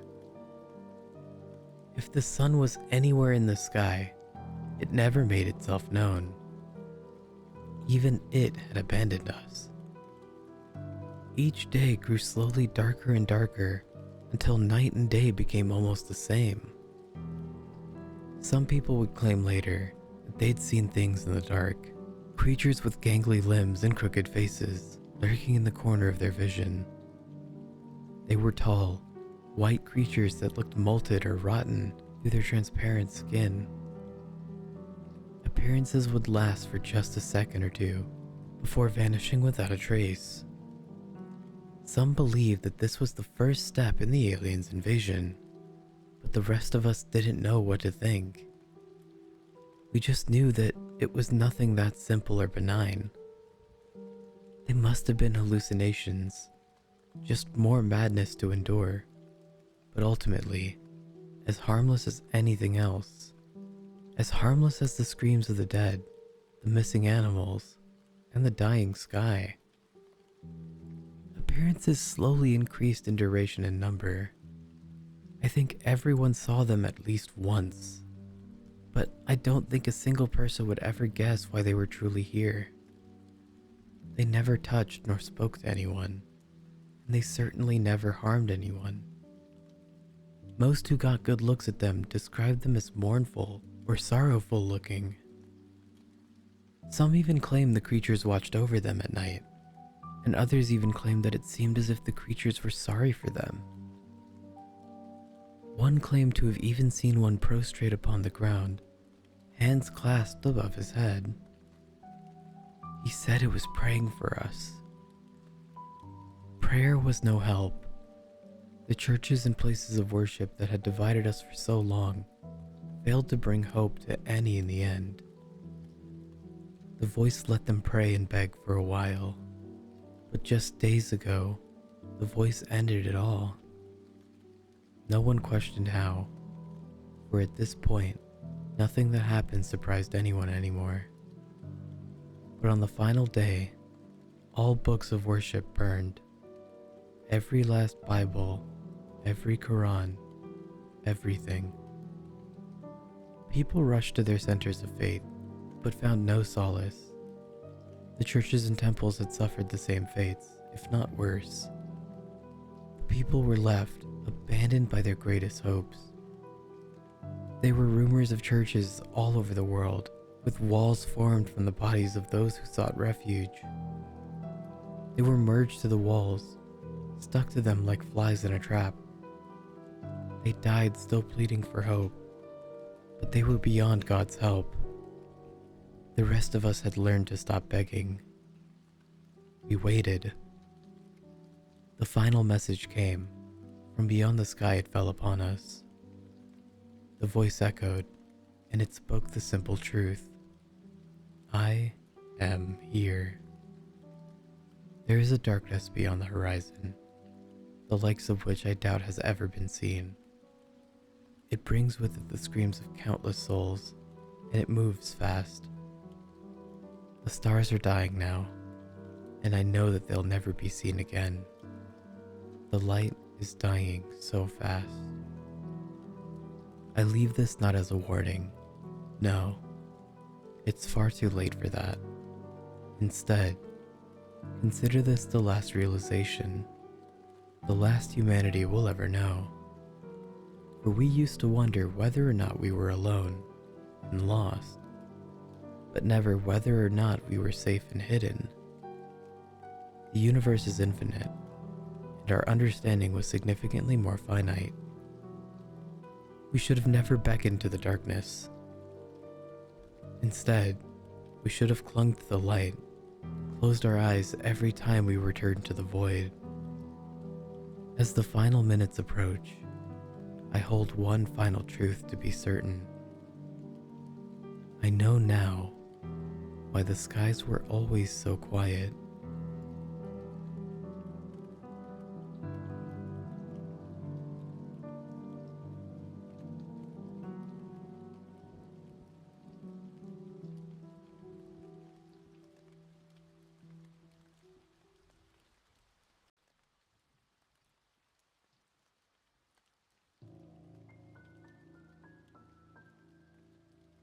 So, do any of you remember those Mickey Mouse cartoons from the 1930s? The ones that were just put on DVD a few years ago? Well, I hear there's one that was unreleased to even the most avid classic Disney fans. According to sources, it's nothing special, just a continuous loop, like the Flintstones, of Mickey walking past 6 buildings that go on for 2 to 3 minutes before fading out. Unlike the cutesy tones usually put in though, the song in this cartoon was not a song at all, just constant banging on a piano for a minute and a half before switching to white noise for the remainder of the film. It wasn't the jolly old mouse we've come to love either. Mickey wasn't dancing or smiling. He was just kind of walking like you and me with a normal, slightly dismal facial expression and his head tilted to the side. Up until a year or two ago, everyone believed that after the film cut to black, that was it. When Leonard Maltin was reviewing the cartoon to decide whether it belonged in the complete series, he decided it was too junk to be on DVD, but wanted to have a digital copy due to the fact that it was the original creation of Walt. Once he'd created a digitized version on his computer and looked at the file, he noticed something. The cartoon was actually 9 minutes and 4 seconds long. This is what my source emailed to me, in full. He's a personal assistant of one of the higher executives at Disney, and an acquaintance of Mr. Martin himself. After it cut to black, it stayed like that until the 6th minute, before going back to Mickey walking. The sound was different this time. It was a murmur. It wasn't even language, more like a gargled cry. As the noise got louder and more indistinguishable over the next minute, the picture began to get weird. The sidewalk started twisting in directions that seemed impossible based on the physics of Mickey walking, and the dismal face of the mouse was slowly curling into a smirk. In the 7th minute, the murmur turned into a blood-curdling scream, the kind painful to hear. The picture was getting more obscure too. Colors were appearing that shouldn't have been possible at the time. Mickey's face began to fall apart. His eyes rolled onto the bottom of his chin, like 2 marbles in a fishbowl. He now had a curled smile pointing upward towards the left side of his face. The buildings became rubble floating in midair. Meanwhile, the sidewalk was still navigating in warped directions, a few seeming inconceivable to what we, as humans, know about direction. Mr. Moulton became disturbed and left the room at this point, sending an employee to finish the video and note down everything that happened, up until the last second. Afterwards, he was to immediately store the cartoon's disc in the vault. The distorted screaming in the film lasted until 8 minutes and a few seconds in, before abruptly cutting to the Mickey Mouse face seen at the end of credits of every Disney video from that time, with what sounded like a broken music box playing in the background. This continued for about 30 seconds. Whatever was in those remaining 30 seconds, I haven't been able to get a sliver of information about. From a security guard working under me who was making the rounds outside the room, I was told that, after the last frame, the employee stumbled out of the room with pale skin, stating that real suffering is not known 7 times before speedily taking the guard's pistol and offing himself on the spot. The only other thing I could get out of Leonard Maltin was that the last frame of the film was a piece of Russian text that said something along the lines of "the sights of hell bring its viewers back in." As far as I know, no one else has seen it, but there have been dozens of attempts at getting the file on rapid share by employees inside the studios, all of whom have been promptly terminated from their jobs. Whether it got online or not is up for debate, but if rumors serve me right, it's out there somewhere under Suicidemouse.avi. If you ever find a copy of the film, don't view it. Contact me by phone immediately. regardless of the time.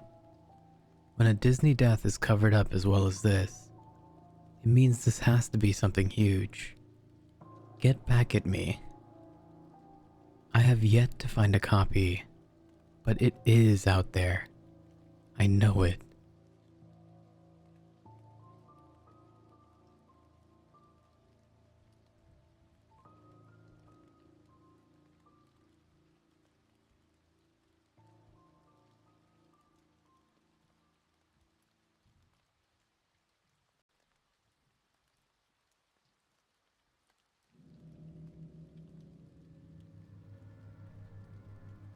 "7:05 a.m. You're stirred from your Saturday morning slumber by a light buzzing coming from the other side of the room. Almost instinctively, you dash across the room to turn off your vibrating phone. It shows one unread text message from a number you don't recognize. Received, 7:05. I'm not really sure what's going on. I'm scared. Alone. I don't know what to do anymore. I've decided to document what happens with these text messages in the unfortunate event that I'm unable to tell a story myself. You're stuck with an unnerving feeling, but your mind isn't clear enough to fully comprehend what you've just read. It's too early for this. You decide to head back to bed and deal with this all later. 9:10 a.m. Your phone's familiar buzz rings through your head as you wake up to find another unread message. The number is the same as the first, and the feeling the words give you isn't much different either. Received, 9:10. I've decided the bathroom would be a good place to hide. I swear I can hear footsteps coming toward me. I've heard them for hours. I need to find a way out, but I'm too afraid to move. It feels like the walls are closing in on me. All I know is that I need to get out of here. It's not safe. You're starting to get worried. You want to help, and you try to reply, but you're unsure of what to say. You try to shrug off the messages as some kind of prank, but doing so doesn't seem to make the anxious feeling go away. For now, you decide to go about your day as you normally would. 11:14 a.m. It's been 2 hours. The anxiety has nearly subsided. You find yourself unable to eat. This unexplainable feeling has had an effect on your appetite. Then, right on cue, you hear that same unpleasant sound. Received, 11:15. I decided to run. Just run. I have no plan, but I've got to find an exit somewhere. The doors are locked. There's nowhere else for me to go. I feel cornered, and the footsteps just keep getting louder. Needless to say, these messages are starting to get to you. You can't deal with this. You decide to just let it go. Ignore your feelings, ignore the messages. There is no reason for you to get involved with this. You hear your phone buzz many times in the next few hours, but you try your best to block out the noise. 4:01 p.m. Another buzz. The anxiety is becoming overwhelming. Enough is enough. You check your phone to find 4 more unread messages, all from the same number as before. Received, 12:13. I don't know how long I've been running. The footsteps won't go away. I can't escape them no matter how fast I run. They just keep getting louder, and they're starting to seem ubiquitous. Received, 1:06. I can't run anymore. The footsteps are deafening and there's pounding on the walls all around me. I must be going insane. There are voices in my head, the halls are speaking to me, but the words are unintelligible.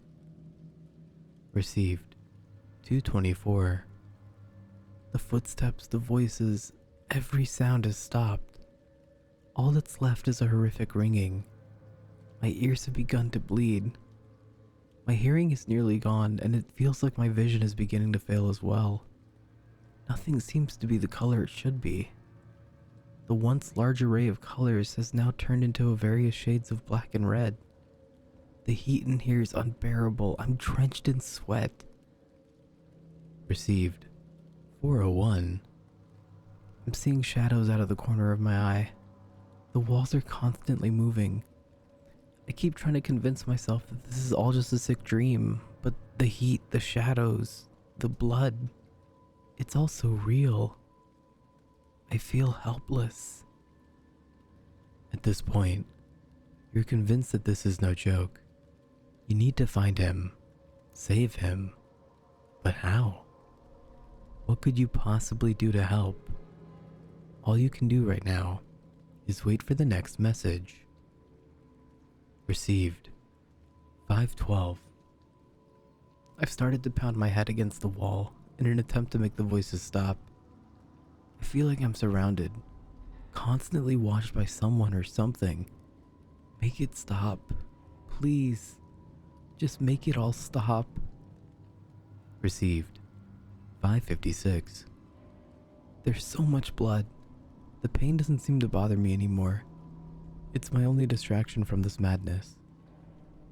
I'm beginning to feel numb. I'm not sure how much longer I can make it. If you're reading these messages, stay away from Bellevue High School. There is something terribly wrong with this place. At that moment, you realize that whoever this person is, they're not that far from you. You need to go to that high school. This could be your chance. You could save him. 6:25 p.m. You've made up your mind. You're going to that school. You've got no idea what you're going to be doing when you get there, but you know that you've got to do something. You've waited long enough. Received 6:57. I can't take this. I can't stand another second of this nightmare. There's so much blood. I can barely breathe. I'm certain this will all be over soon. It has to be. Blood. So much blood. Make it stop, please. Just make this madness stop. You dart into the school and take a quick look around. The halls seem to be empty. Where is he? You expected to see a bloodbath. For the first time, you reply to the messages. Sent 7:02. I'm here. I'm at the school. Where are you? Almost instantly, you hear a buzz. Received 7:02. I'm here. I'm at the school. Where are you?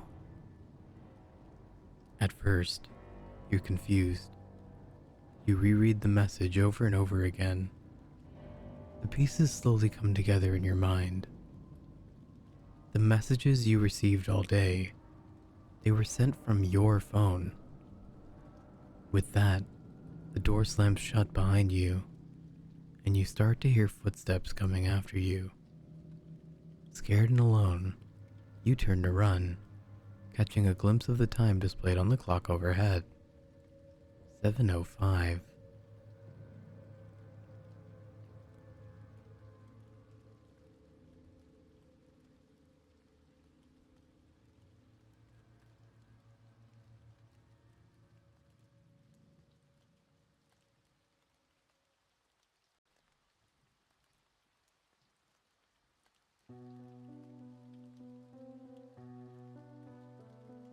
It's quiet in the dark, damp basement.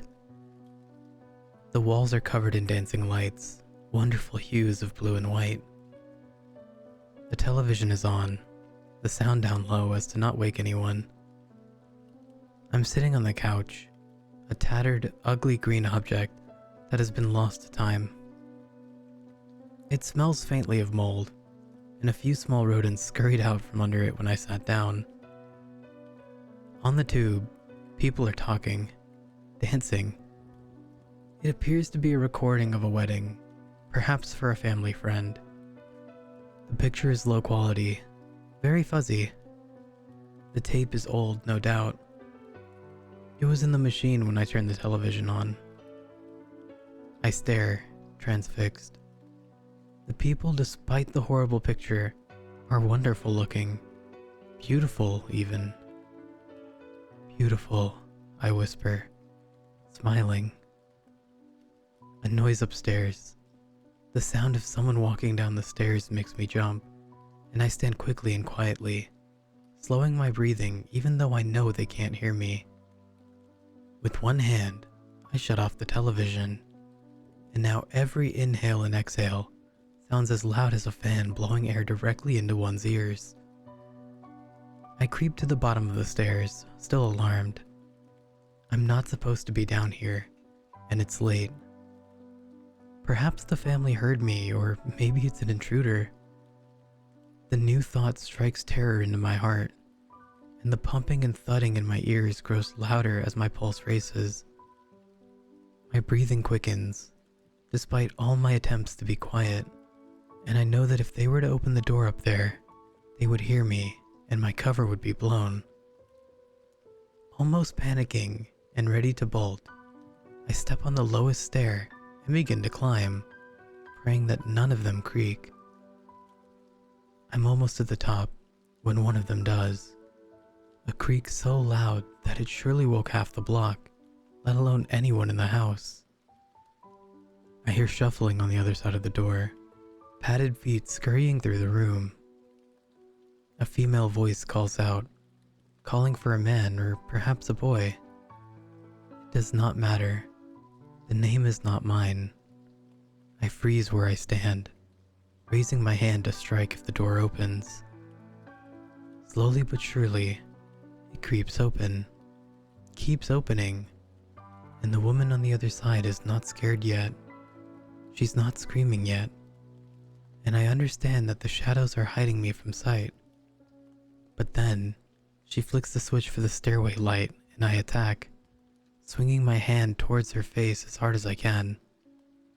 Her eyes go wide, and her mouth opens in a surprised O shape, a split second before her head goes flying and her body crumples to the ground, blood pumping out of her neck and flowing across the floor and pooling at my feet. In my panicked state, I'd hit her so hard that I decapitated her. That coppery smell fills my nose, and my heart rate becomes steady. There is not a single sound in the house, not even a mouse. I step into the room and flip the switch for the light, closing the door behind me. Once again, submerged in complete darkness. I reach down and run my fingers through her long brown hair, picking up her head and raising it to eye level. Smiling, I run my long, wet tongue over her cheek, tasting her sweet white flesh. I nibble her parted lips with my sharp teeth, savoring her. Beautiful, I croak. So beautiful.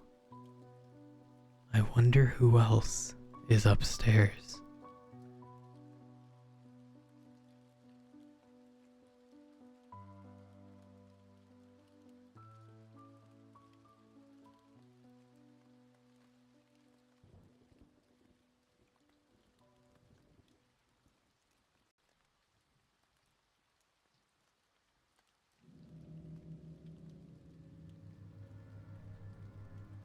Identifying exploding head syndrome.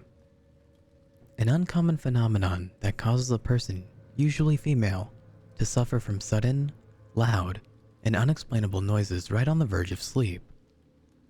Noises which are jarring and can sound like the popping of fireworks, gunshots, the bang of slamming doors, and even loud explosions. In some cases, violent screaming or sobbing is heard. The most exceptional thing to note about the sleep disorder that is EHS is that noises do not occur within the head.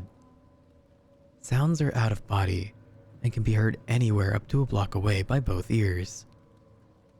Although very little is known, psychiatrists speculate that EHS occurs when certain synapses in the brain fire off rather than settle down. What synapses and why, however, is still unknown. No one has proven this theory to be true, however, and doctors aren't even sure where to begin looking let alone find an actual cure or remedy. Many subjects have claimed that a little rest and relaxation can help, but EHS never truly leaves those afflicted, and those with insomnia experience it much worse. Some claim to see flashes of light, even short bursts of unexplainable pain along with the noises. In extreme cases, EHS can develop into more serious mental illness. When I was a kid, maybe 10 or 11 years old, I began hearing things right at the verge of sleep. You know that point I'm talking about? Where you're still semi-conscious and things are fuzzy, but you're aware? That state.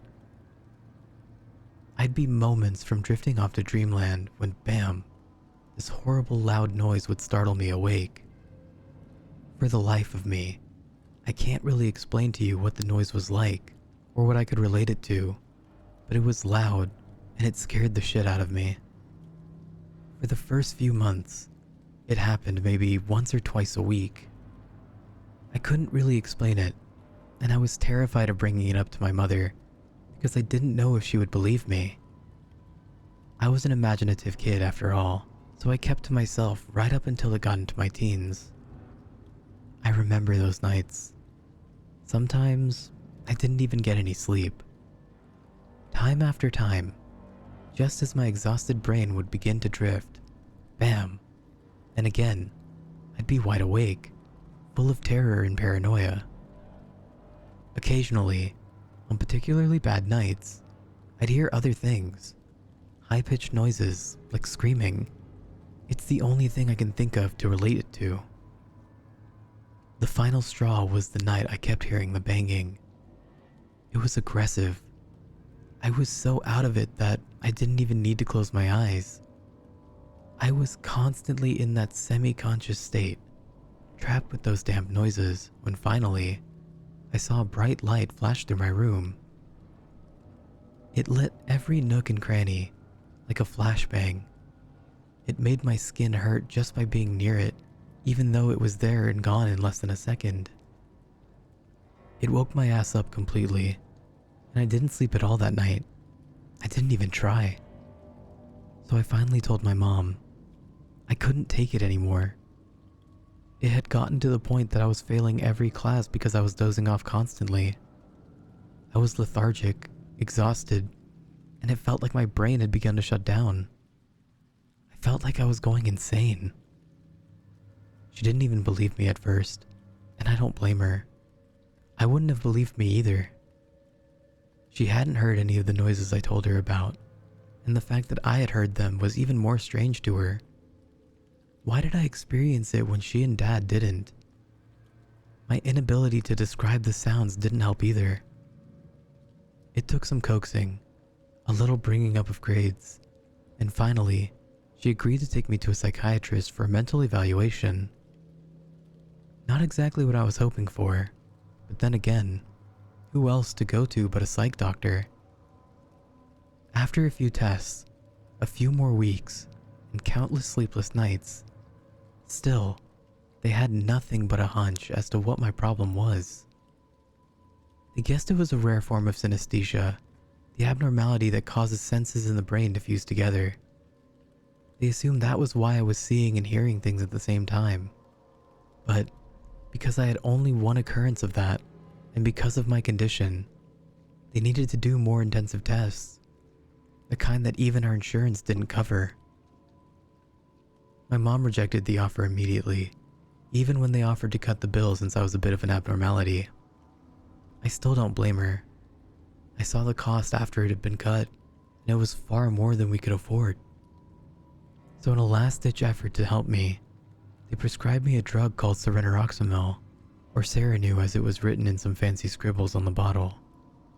But in order to do so, they had to go for their second theory as to what was wrong with me. They had diagnosed me with paranoid delusional schizophrenia. Not something anyone wants to hear, especially at only 13 with the knowledge that they aren't crazy at all.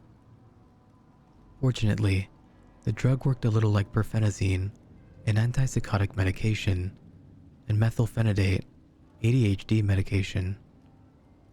I know that sounds weird, because they're the exact opposites of each other. One blocks dopamine, and the other releases it.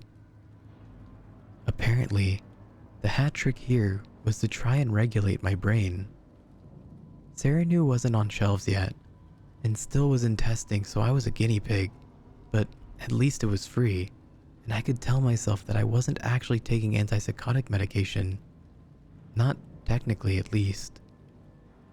The first night with the medication brought me silence and dreamless sleep, and the following night, and the one after that, and so on and so forth.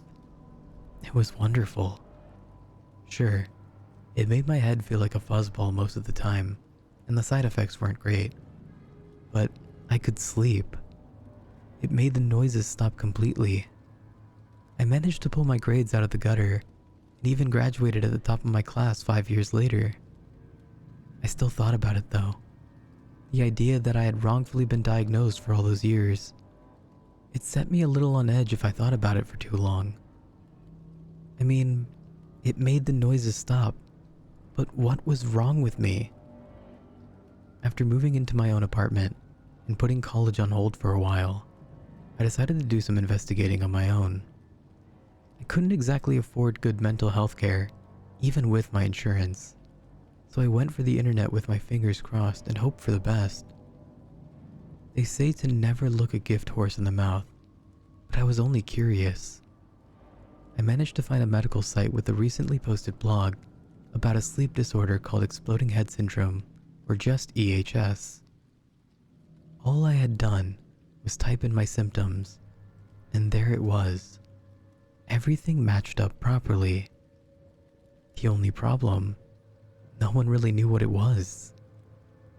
They knew the symptoms and narrowed it down to the time of the phenomenon in the brain, but nothing else. It was a completely new topic in the medical field, despite the claim that it's been documented for ages. I thought I was back to square one until I happened upon a forum for people with EHS. Like any good researcher, I immediately went in to interview people on their personal experiences.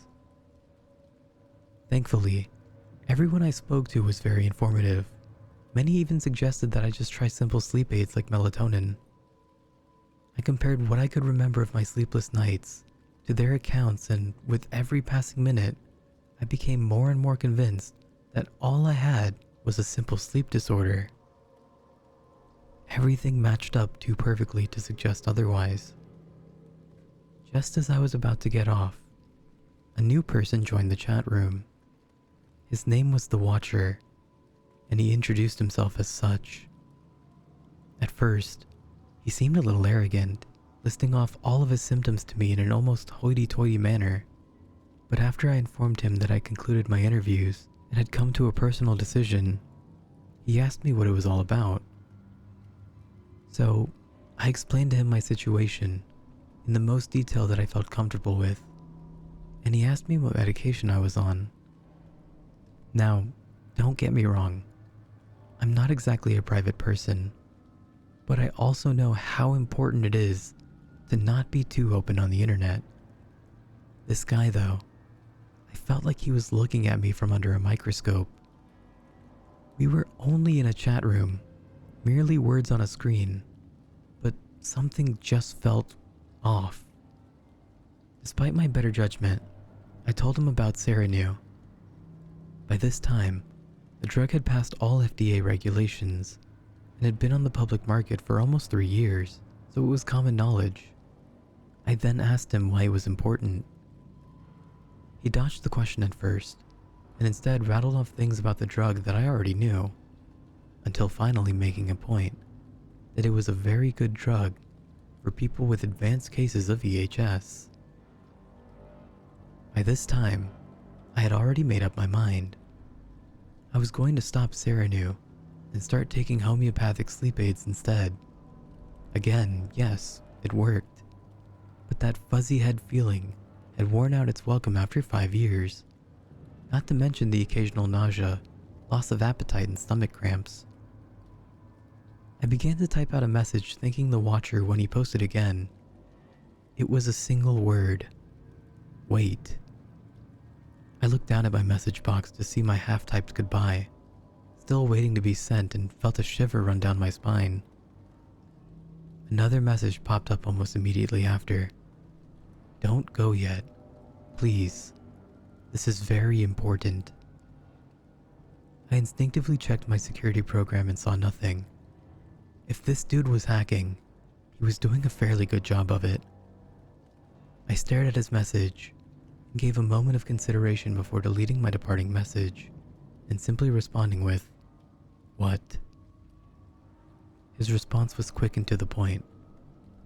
"Don't stop taking Serenoxamil." So with a sigh, I asked, "Why?" He responded with, "Because it's the only thing keeping them from finding you."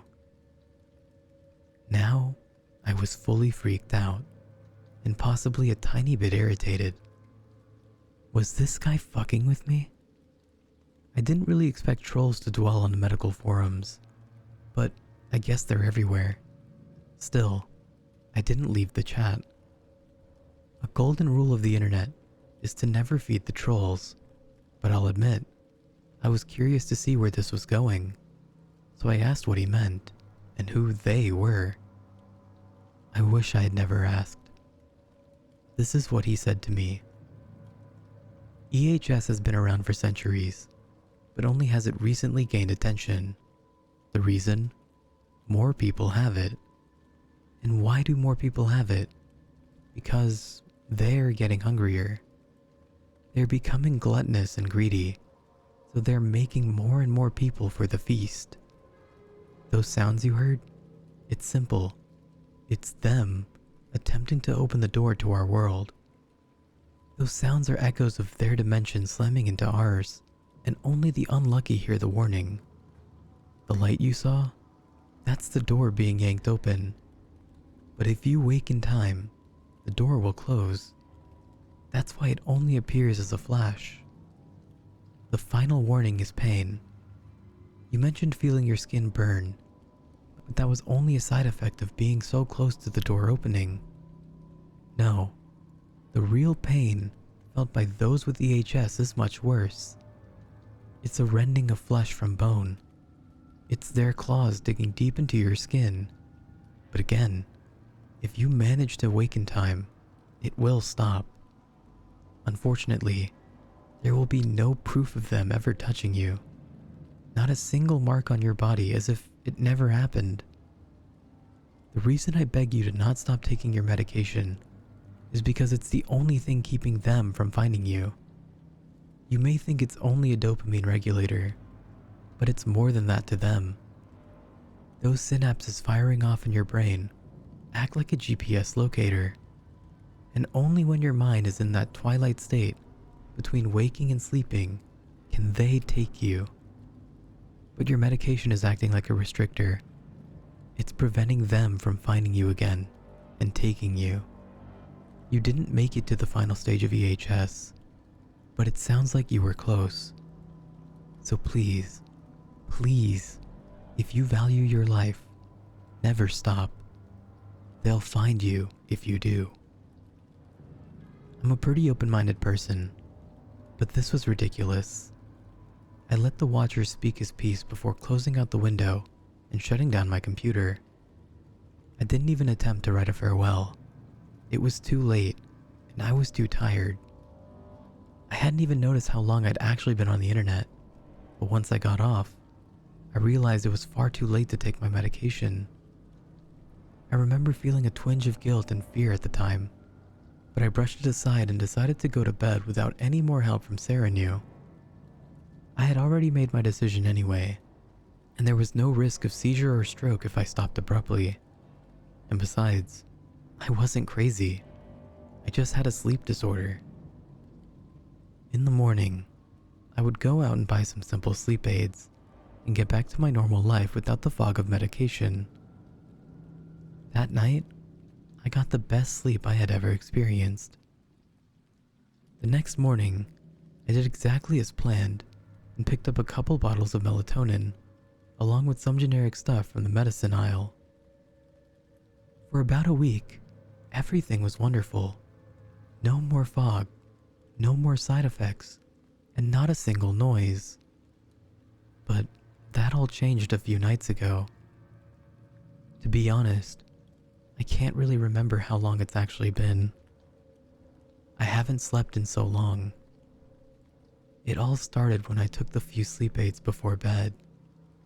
I took them a little earlier than usual, but I felt like dozing as I watched some mindless TV before turning in. It had to kick in rather quickly, because the next thing I remember was being awoken by a loud slam from somewhere in the house. And as I opened my eyes, I saw a blinding flash from across my living room. In an instant, I lost power, and everything in my home went completely dark. All I can see was that damned afterimage of the flash in pitch darkness. I don't know if I could ever explain the fear I felt in that moment. Not being able to see, not knowing if someone was creeping up on me at that very moment. It was horrible. I panicked for a brief moment before talking myself into believing that it was only a power surge. It didn't explain the noise, but I just tried to ignore it. Within a few minutes, the electricity came back on, and I stayed up for a few more hours before the drowsiness became too much and I headed off to bed. I was nearly asleep when it happened again, flash and all, in my dark room. By the time the sun had risen the next morning, it had happened maybe 5 or 6 times, and I hadn't gotten any sleep. It happened again the next night, and the next. I'm taking caffeine pills now instead. I'm scared to fall asleep, but I can feel myself slipping. These past few hours, I've been jarred into consciousness by this horrible pain in my legs. And there's this new noise. It comes in intervals. I think it's saying my name. I can't be sure, but I assume that's what it is. I can't help but to think about the Watcher's warning. I should have listened. I can't even remember where my Serenue is now, but I've got this feeling that it's too late anyway. They've already found me. Soon, I'll end up stuck in that constant state of semi-consciousness, and then they'll be able to grab me whenever they wish. I would imagine they've worked up quite an appetite trying to get to me. The only thing keeping me awake now is focusing on writing this. I'm not sure what it's supposed to be. A memoir maybe? A warning? Let's call it a word of advice. Why should you believe me instead of writing this off as the words of a crazy person who should have never stopped taking their antipsychotic medication? Why should you believe me when I tell you that the Watcher was actually right when even I didn't believe him? And why should you go looking for help immediately if you're experiencing symptoms of VHS? It's pretty simple actually. It's the only reason I know that what is happening to me is real. The reason I know that they are real. It's the reason my mother refused to believe me at first, and why the psychiatrist insisted on further testing. It should be physically impossible for me to experience the symptoms of VHS. I shouldn't be able to hear the things I do. The loud noises, the high-pitched noises, the noises that sound like they could be calling my name. Even now, as I write this, I can hear it. I hear them, but I shouldn't be able to hear any of it. I was born deaf.